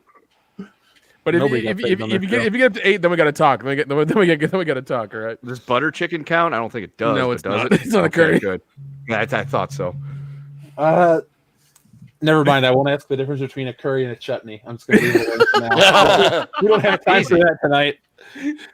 Adam Wofford, again, thank you very much. He says, one thing will change is how much they spend on making movies. Like Tom said a while back, cheaper movies and more focused on good story and storytelling. Adam, I'm with you on that as well as Tom. I'm most interested in the big budget because Hollywood has put themselves in this situation by accident. For years, they have taken the low-hanging fruit approach. Let's remake, let's reboot, let's redo. So, yes, you are remaking and redoing a recognizable IP, so brand recognition is already there. But because there's brand recognition, there comes an expectation. So if you're going to go remake RoboCop, you're not going to be able to make it for $12 million. If you're going to go remake a Godzilla film or you're going to remake Lord of the Rings or something, you're not going to get that with really cheap shit. So with this new formula that they're devising, either they're going to have to come up with some amazing fuckery, aka Hollywood accounting, or they're just going to have to make smaller pictures. That's what I'm going to see. That's what I'm guessing will happen. In the MCU, it might actually have ended with Endgame, because with this new direction that we're pushing with streaming, it might just be more financially viable for them and enjoyable for us to get a long-form show like a Winter Soldier Falcon and just never put out a movie in theaters again. Like, that's the MCU. It's just a never-ending cycle. Instead of a monthly comic book, you get a weekly TV show. And when that show's over, you jump back into the next one, and they just keep this cycle going. What do you guys think about that? That we could have seen, yes, those other films have been made. I'm not going to act like Eternals, even though it shouldn't be made, is going to disappear, or Black Widow. But I'm guessing that if things are this bad for other places and they're trying to do new things across the board, my guess is that we'll never see another big budget Marvel movie in theaters. That makes me sad. I mean, that really makes me sad. Oh man, if you'd have asked me in February, I'd say no. But obviously the last 9 months have changed the whole game. Not and so I can't definitively say that that's not going to happen. Again, we won't for sure know until things get somewhat back to everyone's out in the open, right? But again, I can't say I can't see it coming, man. That's it. You'd be naive not to say that's a possibility. That's for damn sure. Well, I mean, I think what's going to happen is, the thing that's happened with like the movies, the great movies I've heard about that have gone through struggles, like Halloween having a limited budget and they had to use the fake leaves all the way through, or like Jaws having so many problems, but it looked, in the end we got a wonderful product. You're going to have movies with limited budgets and there's going to be a lot of limits on them, and hopefully that'll force the writers and the directors and people involved to be more creative and to think of ways around this problem. And hopefully because of that we get better stories, better movies, better entertainment because of that. Right. I was going to say, you could get a big blockbuster Marvel movie again in theaters, but the problem is, to do it, they won't do. That's not going to happen because they want to keep cranking out their fucking phase 4 and phase 5 and all that stuff. The easiest way to have done it, if you wanted to have a huge blockbuster Marvel movie, is as soon as I want to say not Infinity War, the other one, Endgame. As soon as Endgame ends, there isn't a Marvel movie for a few years. You just leave it. Let it ride. You had your big buildup. Took you 12 years to get there. You got your payoff. And you don't do anything after that. You just leave it. And then in a few years, you've sat down. You figured out where you're wanting to start at, where you're wanting to go to.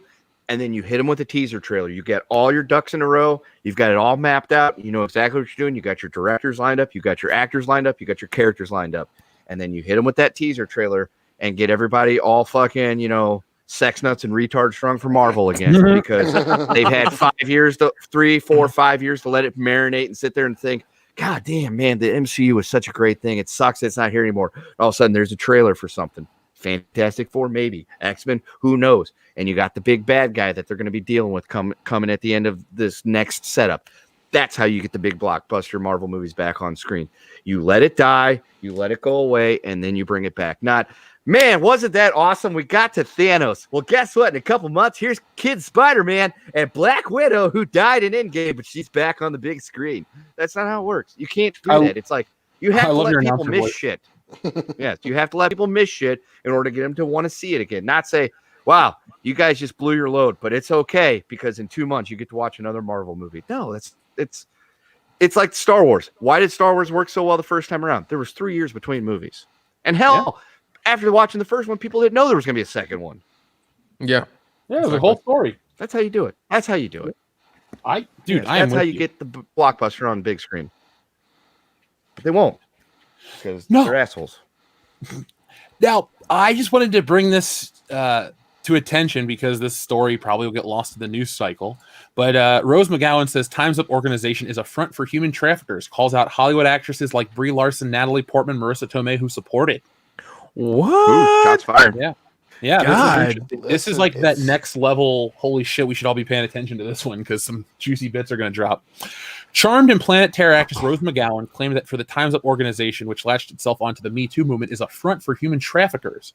McGowan made claims on Twitter in reaction to an article from the New York Post that claimed the charity is spending most of its donations on salaries and events rather than actually helping women who are the victims of sexual harassment. So now that was the first story I actually wanted to share. I intentionally meant to click on that one because here's the first report. So despite the organization's proposed goal for helping alleged victims of sexual harassment, public records have shown that the majority of the donations made to the Me Too based charity Time's Up instead went to paying the salaries of their executives.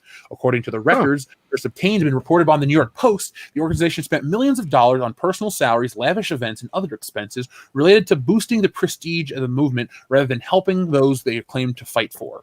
The organization is comprised of the Time's Up Foundation, which has raised $3,670,219 in 2018, its founding year, explained the Post, but spent $1.4 million, 38%, on salaries and only $312,000 on Time's Up legal defense funds for people who've experienced sexual harassment. The organization's lobbying arm, Time's Up Now, spent $157,000 to host conferences designed to build community and spark critical conversations about gender equity. What the? The co-sponsored retreat at the Ojai Valley Inn, a luxury resort spa in North Los Angeles, though no figure is given for the event's cost. Time's Up also spent $288,000 on advertising, $940,000 on legal costs, $58,000 on travel, and $112,000 on a rally, a public recreations company, according to tax filings. So I saw this story. I was like, man, you co-opted a movement, you changed an industry, and you fucking lied about it. So yeah, sounds like Susan G. Komen. It sounds like Hollywood. Well, the thing is, I am all about good charity. I have no problem, giving to stuff. Like, for example, breast cancer is a charitable thing that I'm very passionate about. Grandma had it. A couple people in my family have had it. So, it hits close to home. But I'm not into the whole Susan G. Komen thing. No, because all the overhead. Yes, they make $5 million. They pay $4.5 million of it to their people that are in charge. Administrative costs, right? Yes. Yeah, and then the other rest of it goes to pay in the NFL to wear pink. So, but you see my apprehension with certain charities like this.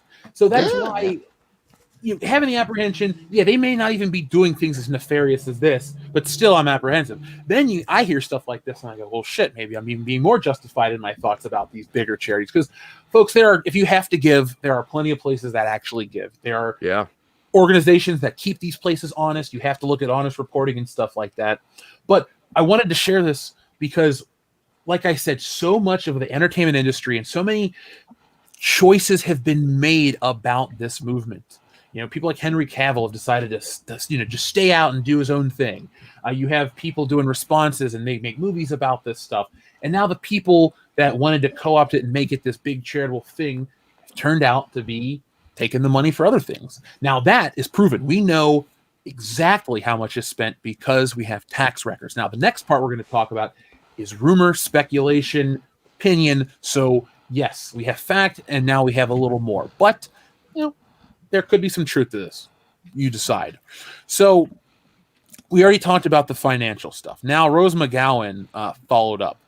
So the former head of the organization, following the report, McGowan tweeted, "Fraud alert, time's up are a vile PR stunt, a front for evil CAA and other human traffickers like Weinstein." She added, "Shame on you, shame. And shame on the actresses involved in this lie. Hashtag SDK Knickerbocker, hashtag Anita Dunn." I don't know what that means. McGowan specifically called out these two people. Knickerbocker's a public affairs and consulting firm that works with the Democratic Party and politicians, blah, blah, blah. Okay. And then Dunn is partner at the place. Oh, okay. So, Jesus, there's a lot that goes into this one. Holy crap. So we'll need to go and read it word for word about everything. But she calls out this organization that has a lot of famous people on their board. And you guys can look it up, but it's got people like Laura Dern and oh shit, okay. The first couple people are notable, like Regina Arquette and Jessica Chastain and stuff like that. So there's a lot of names on here. Brie Larson's on here. Like I said, we don't have proof on this shit. We don't know. But this is the the speculation part of her part. What do you guys think of this story though? Yeah, I mean, it's not surprising. I mean, obviously, again, it's one of those things where, on a subject where 99% of people would agree, things are not going to take a good turn when it becomes, Hollywoodified, right? It's very first world for organizations who claim to be charitable and intently involved in these type of movements to be fraudulent. I mean, and it happens a lot. Like I said, it's a very first world problem that fucks up a lot of stuff that is actually serious. I mean, obviously everyone can agree, sexual harassment, assault victims, that's a problem that everyone needs to get solved, but if there's ever a group of motherfuckers that are going to take advantage of this to make money off of it, it's going to be fucking Hollywood. They love to pretend that they give a shit. We said it on this show a number of times, a number of people with a lot more ears than us have mirrored the same sentiment. But again, they don't give a shit. And when you make decisions based on what charities you support, simply based on, what famous person is telling you to, you're looking for moments like this. Because again, who knows? Maybe Laura Dern and company actually give a shit. But to jump in head first with an organization that hasn't been vetted, that doesn't have a clear plan, that talks more than actually delivers, that has, people involved with really shady fucking backgrounds, you're setting yourself up for failure. And again, listen, I love Rose McGowan. She's definitely a little out there, and obviously for good reason, but again, she's not the type of person that's gonna fucking put her name on something like this and risk it not being true. You know what I'm saying? So I'm one of those people. I wholeheartedly believe Rose McGowan on this one. Yeah. So let's read some of our super chats and put this baby to bed. Yeah, so dude, that's so crazy, man. That's insane. It's crazy fucked up, right? Yeah, because I mean, like her when, like you said, she put her name on it, and it's, and it seemed like the organization came up overnight almost, because it seemed like there was this big push in Hollywood for everybody coming out about Weinstein and other people, and then all of a sudden this organization was just got started, and then a bunch of female actresses got attached to it, and they started doing events and making money, and it's like, where did you come from? What is going on? All of a sudden, just like that, and then I think when it happens like that quickly, that's also a red flag to be like, yeah, there's a lot of money going in one place for some reason, and we don't know what's happening with it. And they don't have a clear, like Dion said, they don't have a clear plan or anything, so yeah, we know what they're doing with it. Never trust a charity that keeps more money or most of the money that they bring in, because that's not how it's supposed to work. The majority of the money is supposed to be going out to those charitable causes. And Rose McGowan. Why should we believe her? The only reason why I would say to believe her and all this stuff is because she's in Hollywood. She's got a whole lot more to lose than gain by saying these things. Right. That's a fair point. I usually I usually thought of her as kind of like, Jesus, you're not relevant. Just shut the fuck up.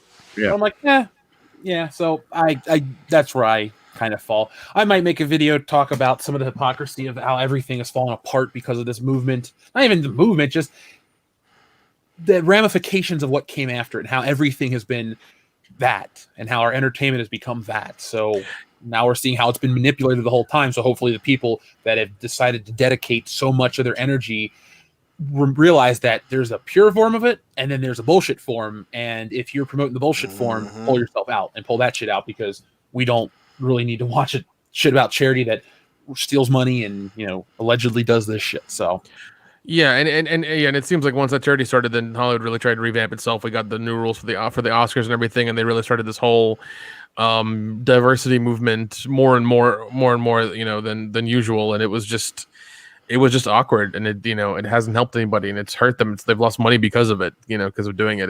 It's crazy, man. Mm-hmm. So let's see. We have our friend Adam Wofford. We just read his. Ben Parker says Pacific Rim is the prequel to Robot Jocks and Robot Wars. But if you want yes, properties, look to games, Mech Warrior, Heavy Gear, etc. I used to play Mech Warrior on the original PlayStation, Ben. Mech Warrior 2. Always made a hunter green mech, and it was so much fun, dude. Yeah. What is it? Robot Jocks is a fucking ridiculous movie from the 80s. I love it. I have to see it. I've heard nothing but great things, dude. It's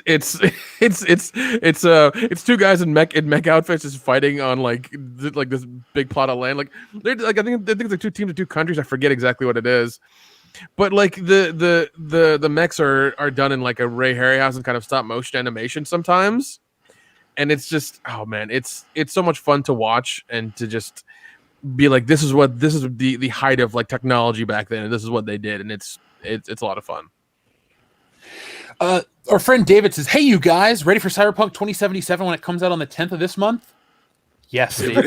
Yes. If it doesn't get if it actually does come out. Oh, that would be terrible. It's like, oh, sorry, it was going to come out on Tuesday, but it got delayed for 6 more weeks. Yeah, it's gonna come out in 2077. Sorry. It's funny, Ben. He said, if we get 1,000 likes, will we get a Good Morning Pop Culture? Do people really want that show? I mean, it couldn't. There's no way you could physically get 1,000 likes on tonight's show, but maybe we'll work something out if enough people ask. But David, I will be streaming Cyberpunk 2077. I have it on its way. It'll be here on Tuesday, hopefully. So yes, I'm very excited. The fact that I just learned that it's an open world game makes me even more excited. So. Well, I mean, you know, hopefully there's going to be so many glitches when it first starts. I know there's going to be. It's going to be so many. There's going to be Skyrim bad? Oh. I don't know. It's going to be bad. It's going to be bad, but I don't know if it's going to be Skyrim bad, because I just don't know, man. It's a whole new level bad. Because I mean, like that game that guy put out of here. Even a complete game. He showed it at E4 and it was like, oh, it's gonna be the greatest game of all time, and like none of the shit he was showing on the display there was actually in game footage. Shit, what you talking about? No Man's Sky? What was the name of that game? Is it No Man's Sky? That's the one. There you go. Yeah. I hope it's not No Man's Sky. That would be fucked up. I mean, yeah, and I mean, yeah, Cyberpunk sounds like a good time, because I mean, you get to do a bunch of GTA type missions, make money, and then like deck yourself out with all kinds of weird robotic stuff. So yeah, sounds like fun, man. I'm probably going to lose a lot of time. Jack Bauer asks, is the Stealing Solo Fandom Menace Edition a new comic? No, it's the same story, but it's going to have a new cover, new back cover, and some bonus stuff in it. So it's more pages, if that's what you're asking. It's a completely different book, but it's the same story, yes.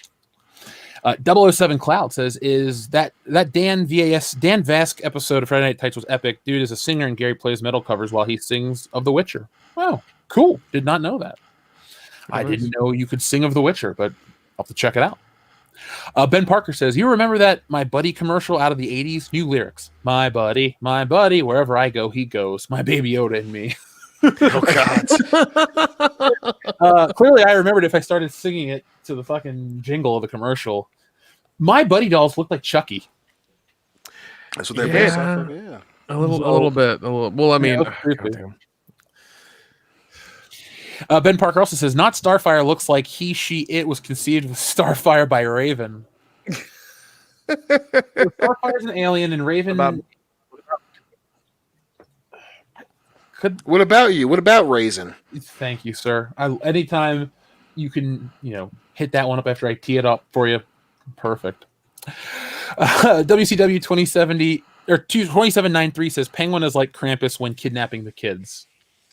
That's actually an excellent point, WCW 2793, because I'm actually gonna take a picture of that because I'm still thinking about the script and stuff for the video, but just because it doesn't, American Christmas might not be the forefront, but international Christmas could be. So that's a really, really good point. So that's why I took a picture of that one. Thank you, man. Wanderer says, is Fantastic Mr. Fox a Thanksgiving movie? I have never seen it because I've never seen it. So sure, yes, Spider-Man's yes, a Thanksgiving movie. yes, it is. Yes, it is. Escamanofono says, let Simple Zach make a Christmas movie. And he wrote Zack Snyder, so I had to change that. Sorry for the autocorrect, Escamanofono. But yeah, Zack Snyder should direct Kirk Cameron's next Christmas movie. Oh, God. Everybody can't make it any worse. That is true. I mean, you probably could. Well, no. He can't direct it because How to make Kirk Cameron Christmas movie worse? Zack Snyder directs it. Oh, God. Well, I mean, there was at one time that Zack Snyder wrote and directed his own movie, and it was awesome, wasn't it? Oh, God. Adam Wofford says, hey, Jeff, what is your email again? I forgot it. worldclassbs@mail.com, Adam. And if there's something that you need directly to get to me, just say, Kendo, send this to Jeff or something, and he will. Yes. Swinging Cod, thank you very much. He says, Christmas movies ranked 1 through 7, Die Hard, Lethal Weapon, Christmas Vacation, Scrooge, Batman Returns, Die Harder, Christmas Story, Argument Solved. That is all. My man took initiative. I like your curtness of that, Swinging Cod. Thank you very much. But we still don't forgive you for Mother. Yeah. Nope. Fuck you. Breadman Productions says, going back to what Jeff said earlier on the Fandom Menace, on TFM, I like Snyder's DCEU films, but you guys too, there are more things we have in common than different. Thank you very much for saying that. Yeah. Never looking for one-to-one. Not everyone's going to like what I like. I really don't want that because that takes all the flavor out of everything. Shit, yeah, we don't even agree on stuff. Yeah. No. Yeah. Like 3 out of 4 bullshitters do not approve of Terminator Dark Fate. Can you say that? Listen, goddammit. 3 out of 4. I can tell you this, motherfucker. You motherfuckers this. Done them. Listen. We're not the ones that they're going to get a full back tattoo of the poster. Okay, calm down now. Yeah, we're not the ones. Now it's a back tattoo. Goddamn. What am I, a stripper? It's gonna be like the Steve-O tattoo from Jackass the movie. It's gonna be Terminator Dark Fate. It's gonna be a big ass Mackenzie Davis right on your back, smiling. Oh my God. Now I wish we don't have the time right now, but Mackenzie Davis was in the news talking about why Dark Fate failed. So we'll put that up on Patreon, folks, for the Hangover this Sunday. Make sure you guys tune in for that because we're going to be talking about why Dark Fate failed and why Dion still has no shame to say he watched Listen, I'm getting mighty tired of y'all trying to fuck up my name. Failed, despite Dion's efforts to help it succeed. Listen, you put your 401k into that the box motherfucking office. fact that y'all told me not to watch it. I didn't watch it, and now all of a sudden I get busted over the head every goddamn week because someone makes a fucking joke, and then all of a sudden me and Mackenzie Davis are fucking bumping uglies in the bushes. This is bullshit. They say Why? In every joke there is a nugget of truth.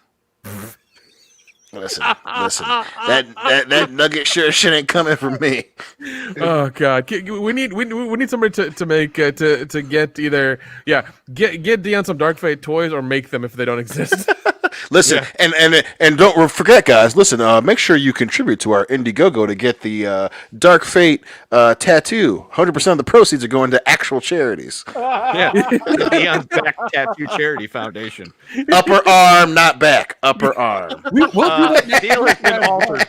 Pray we don't alter it any This deal gets worse all the time. Yeah. Be careful because next time it might be a face tattoo. So calm down. Hey, It'll you be like like Mike Mike Tyson, Tyson. Instead of like a weird like symbol, Dion's got Mackenzie Davis on one cheek. Listen, we need to be making a lot more money for that part to happen. Yeah. Dude, the best part is we'll get it in invisible ink. You'll only see it if there's a black light on. Listen, I need to get that money back from beating up fucking Jake Paul before I get a face tattoo. Of Shit, dude, I would pay to see that fight. I want to see that. Dude, fight. that's the first thing I sent Dion the other night. I was like, I'm sitting there in bed and I get a notification that says Jake Paul knocks out, Nate Robinson or whatever it is, and I'm like, wait, what? And I look, I'm like, that can't be the same Nate Robinson, the little basketball player. Yep. That can't be the same. So the first thing I send Dion is Jake Paul beat up Nate Robinson, like the NBA player Nate Robinson. He's like, yeah. I'm like, when's he gonna fight somebody real? Why can't we get him to fight you? Why can't we get Jeff to fight Jake Paul? Yeah. I don't think Jake Paul's taking that fight. Apparently, he's only gonna fight tomato cans to show how tough he is. Apparently. And apparently, like, basketball players don't know how to throw a punch. Yeah. Nope. So, our friend Adam Lawford sends in 2. Thank you very much, Adam. He says, it's the same thing with BattleTech. That's why we haven't had a movie or TV series. Think of Game of Thrones with giant robots killing each other. The copyrights. 4 companies have the rights. That's so weird that 4 different places will have it. I get it, because you'll have different edits, different stuff. Like, remember the old, was it Harmony Gold would do stuff, and then you have earlier anime distributors. So I get that. It sucks for fans. Yep. Oh, entirely. Because even selling physical media, the price is to be so high that everybody gets an equal cut, or just a cut of it in general. It's dumb. Samurai Vader says, speaking of Fox Kids, anyone remember Medbot? Medbot. Nope. I don't remember that one. No, I don't. Our friend Dean Holzhoffel says, I think the WB news will change things for Bond, or think that WB news will change things for Bond. Yeah, probably. Actually, no, I'm gonna go with I'm gonna say that one. Yes, James Bond will come to HBO Max. So, what if Netflix nabs it? Then what? I mean, it's still gonna suck. Yeah. and by the way, Samurai Vader, I do remember Metabots. Now that I looked at the picture, I definitely remember those.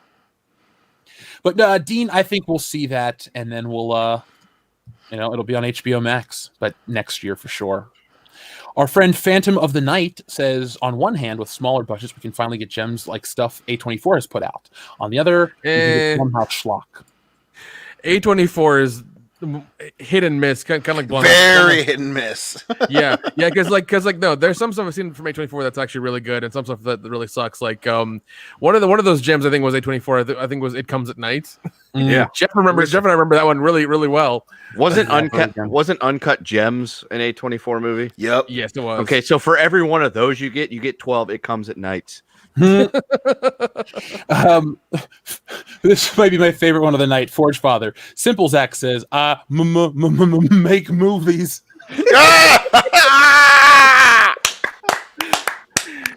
love that. I fucking love that. You win the internet tonight, sir. Oh god, we need a poster that goes with that. Deal. 2021 Simple Zach merchandise. 4 minutes left in the Eastern time zone. He wins the internet. That's right, folks. Remember, get us those memes of Simple Zach making movies. And make us happy. American Myth says, if Disney had to sell off Star Wars because of the pandemic, what would you like to see happen with the franchise? American Myth, personally, I'd like to see the original edit get the best remaster possible. Yes. I'd like to see high-end merchandise and Star Wars merchandise continue to be made and put out for fans to buy and collect. And I'd like to see the EU reinstated. I'd also like to see the Disney stuff removed from canon. And then finally, I'd like to see a series of video games based on the original trilogy, because we haven't had one in close to 30 years. And it'd be really fun to play through the story of the original Star Wars trilogy. So that's it for me. We good? Anyone else? I don't think there's anything to add. I mean, all I can say is if you'd have asked me this in 2019, I'd have been like, yo, give it to WB. But 2020 changed that shit. Yeah, Zack Snyder directs Star Wars. Don't even make that fucking joke. At this point, I wouldn't be too bad. Blood pressure just spiked. you jokingly said that, and I wanted to fucking punch a wall. Well, wait till I'm there in about a month. It's okay. Amen. Our friend Klaus Stork, thank you very much. He sends in a super chat sticker that says, "How's it going?" Klaus Stork, it's going well, man. I'm glad you're here. It's funny, we brought up Good Morning Pop Culture, and there you are. So clearly, those words they're like, what are the words you use to summon Abracadabra, there you go. Good morning, pop culture. Biggie Smalls 3 times in a mirror. Yeah. And then it was all a dream. It was all a dream. It was all a dream. Now, finally, our last super chat of the evening comes from our friend Darian217. Oh, literally just one popped up. Thank you, though. Here's $2 for the tattoo, Dion, after you pocket the rest to other causes and overhead. Well, Darian217, That's fair. you make that joke, but I'm going to make it really real for you right now. You joke about the $2 after Google takes their cut first. So That's very true. they get a fat, Fiverr. they get a fat 30% of everything. So remember that, folks. That's why we have other platforms that we say, hey, help support the channel because YouTube gets their cut. But send us checks or money orders directly to the PO box. Yeah, I'll give you the routing number. We'll take your 401ks. Hold on to those. Yeah, if you want, I will accept any photos of your credit card, front and back. Yep, and a thumbprint. Gotta have that security code. Now, finally, our friend Barney the Nucleosaurus Reeks says, commission that Star Wars girl or EVS to do simple Zach art. Barney, I'm going to do it myself. And then Anna might, we might do a cover together. Because this cover that Anna painted, remember, I did draw. So it's a good collaboration. You guys are going to be really blown away. And let's put it like this. Ethan himself said, what was created is the best rendition he's ever seen of himself. And that was with all sincerity.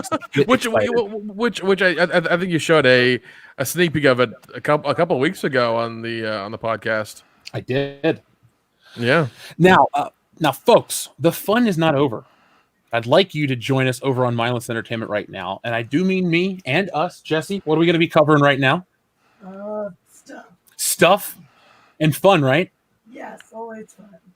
So yeah, we're going to be having Thirsty Thursday over there. As you could tell, I've been drinking a little bit, so haha. That's why the show slowed down towards the end. But you know what? It's Thursday. This is technically my Friday because I have to usually work on Sundays. But I'm going to drop the link right now, guys. Join us right now. Show some love over there. We ran a little late, so everybody join over there. This Mindless Mob as well as the WCBS crew. So, folks. Before we go, Nick, you're going to be on Raiders of the Lost Flicks tomorrow night, correct? At 8:30? Correct, man. Yeah, it's going to happen. So, folks, do us a favor, support that stream. But before that stream, there's a giant stream over on Mindless Entertainment with Anna, that Star Wars girl, and who else, Jesse? YouTuber named AK Rex, who is a fascinating guy. We just met today over a common enemy, actually.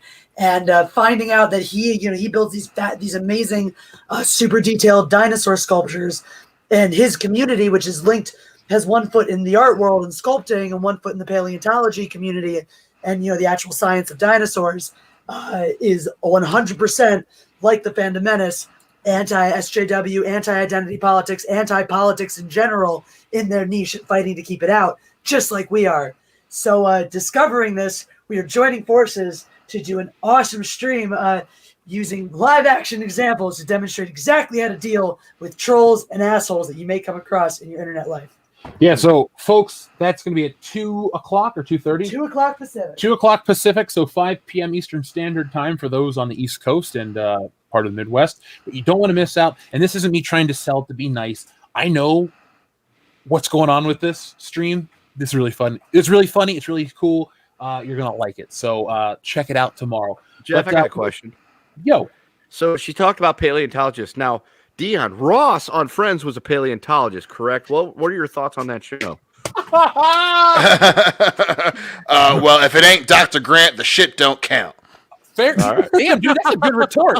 That is a great response. Yeah. World class, y'all. Gang, gang. Dion, I'm gonna get this guy to come on my show. We're gonna do a Jurassic Park stream at some point. So if you want to join us for that one, you're more than welcome. All right. Hashtag fucking Gen till I die. Hell yeah. All right, guys. So we're gonna go, folks. I'll be back on Saturday with there'll be some videos. I still am making the Avengers game one. It just keeps taking me a while. A couple things with behind the scenes stuff has to come first, so been taking care of that. Plus, Thanksgiving this weekend was Jesse's birthday as well, so I had real life stuff to do. It was nice. Back to work. pretty much there won't be an end of year break for me personally. I'll just be producing WCBS content to get a start on 2021. So from all of us here on the channel, thank you for watching. Good night. Go over to Mindless Entertainment right now. We'll be on camera, drinking and having fun and talking pop culture. So get ready. And thank you, John42. And folks, make sure you're signed up for the comic. Link in the description below. And thank you for watching. So folks, we're going to go finally. So be safe, be smart, be cool, but always be excellent to each other.